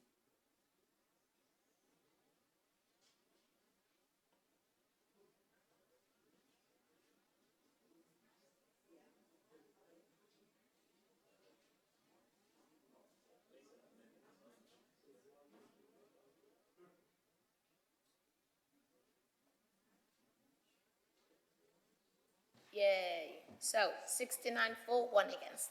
Amendment number 10 carried. Amendment number 11, I'm now going to move for the vote on the amendment number 11 moved by Councillor Elliott, which will be conducted using the electronic voting system unless we have unanimous support of the amendment. Is the amendment agreed? No dissent.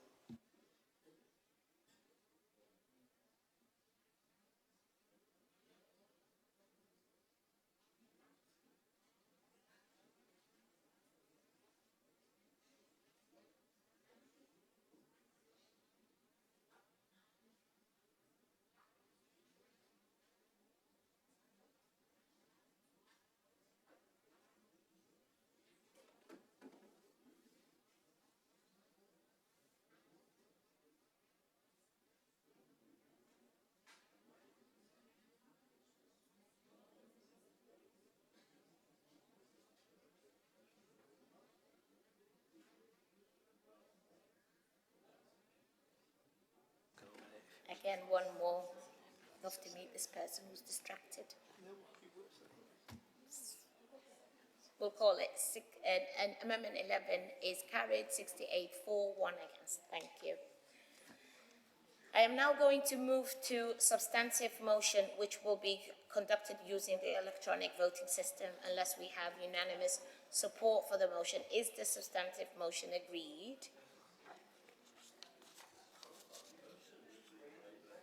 Agreed? Yeah? Cool. No? Everybody agreed? Can I move? Councillor Booker, you agree? So do you want to... Shall I read it again? Substantive. Just make sure that everyone knows what we're voting on here. We're voting for. I am now going to the substantive motion, which will be electronic voted, unless we have unanimous support.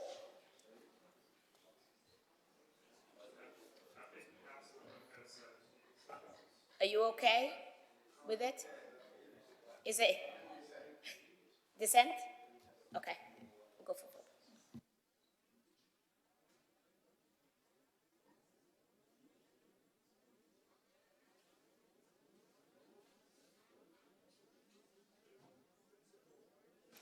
Everybody press that button, please. Choose. Come on, guys, we're nearly home.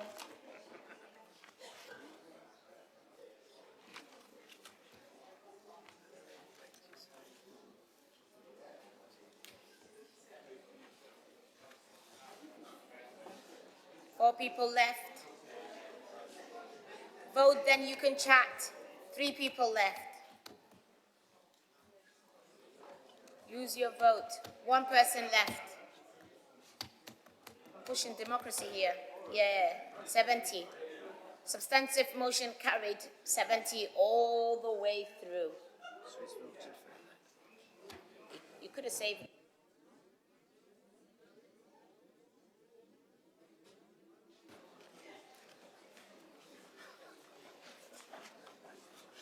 I think we lost one. Okay. So, Lord Mayor decides.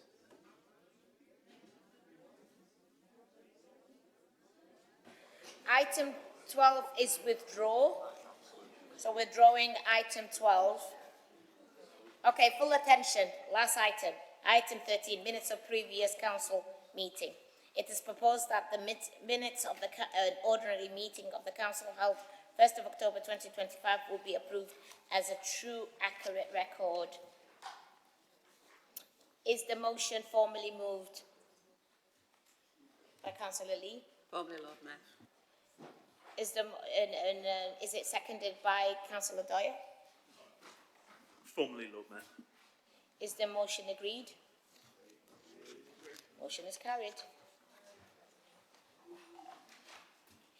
Item 14, allied, this is the last one. Membership of the council bodies representative and serve the other bodies and related issues. The numbered items on both sides. Okay. It is moved by Councillor Mary Lee, seconded by Councillor Joe Otten, that the Council 1, note the changes made to the membership of the committees and other council bodies, the appointed of representative to serve the external bodies and related issues, and to approve the further changes to the membership and appointments, all as detailed in the schedule circulated in the meeting. Is that a question? Because I need to finish this. Okay.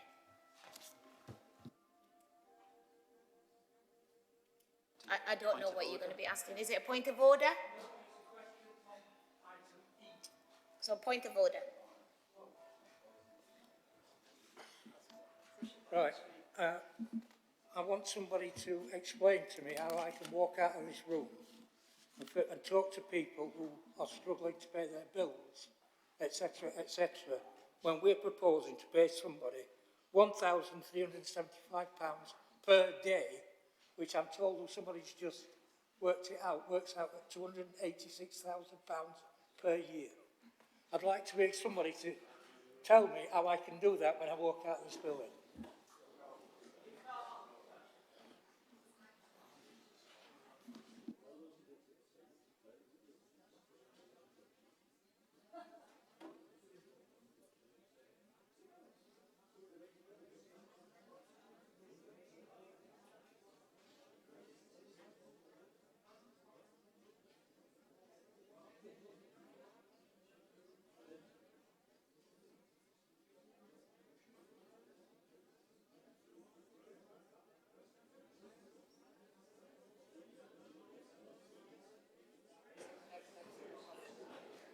Yeah, thank you. Thank you, Councillor Rooney. Can we settle the room down? It's just, we're going to go. So, we've noted, thank you, we've noted, and we can have maybe a conversation later, but we've noted, thank you so much. It's a decision that's been made. And yeah, you're right. However, we'll noted that one, yeah. Councillor Lee. So, the scheduled circular meeting. Councillor Lee. Formally, Lord Mayor. Councillor Otten. Formally seconded, Lord Mayor. I'm now going to move to vote of the motion. Is the motion agreed? Agreed. The motion is carried. This one? No, you don't.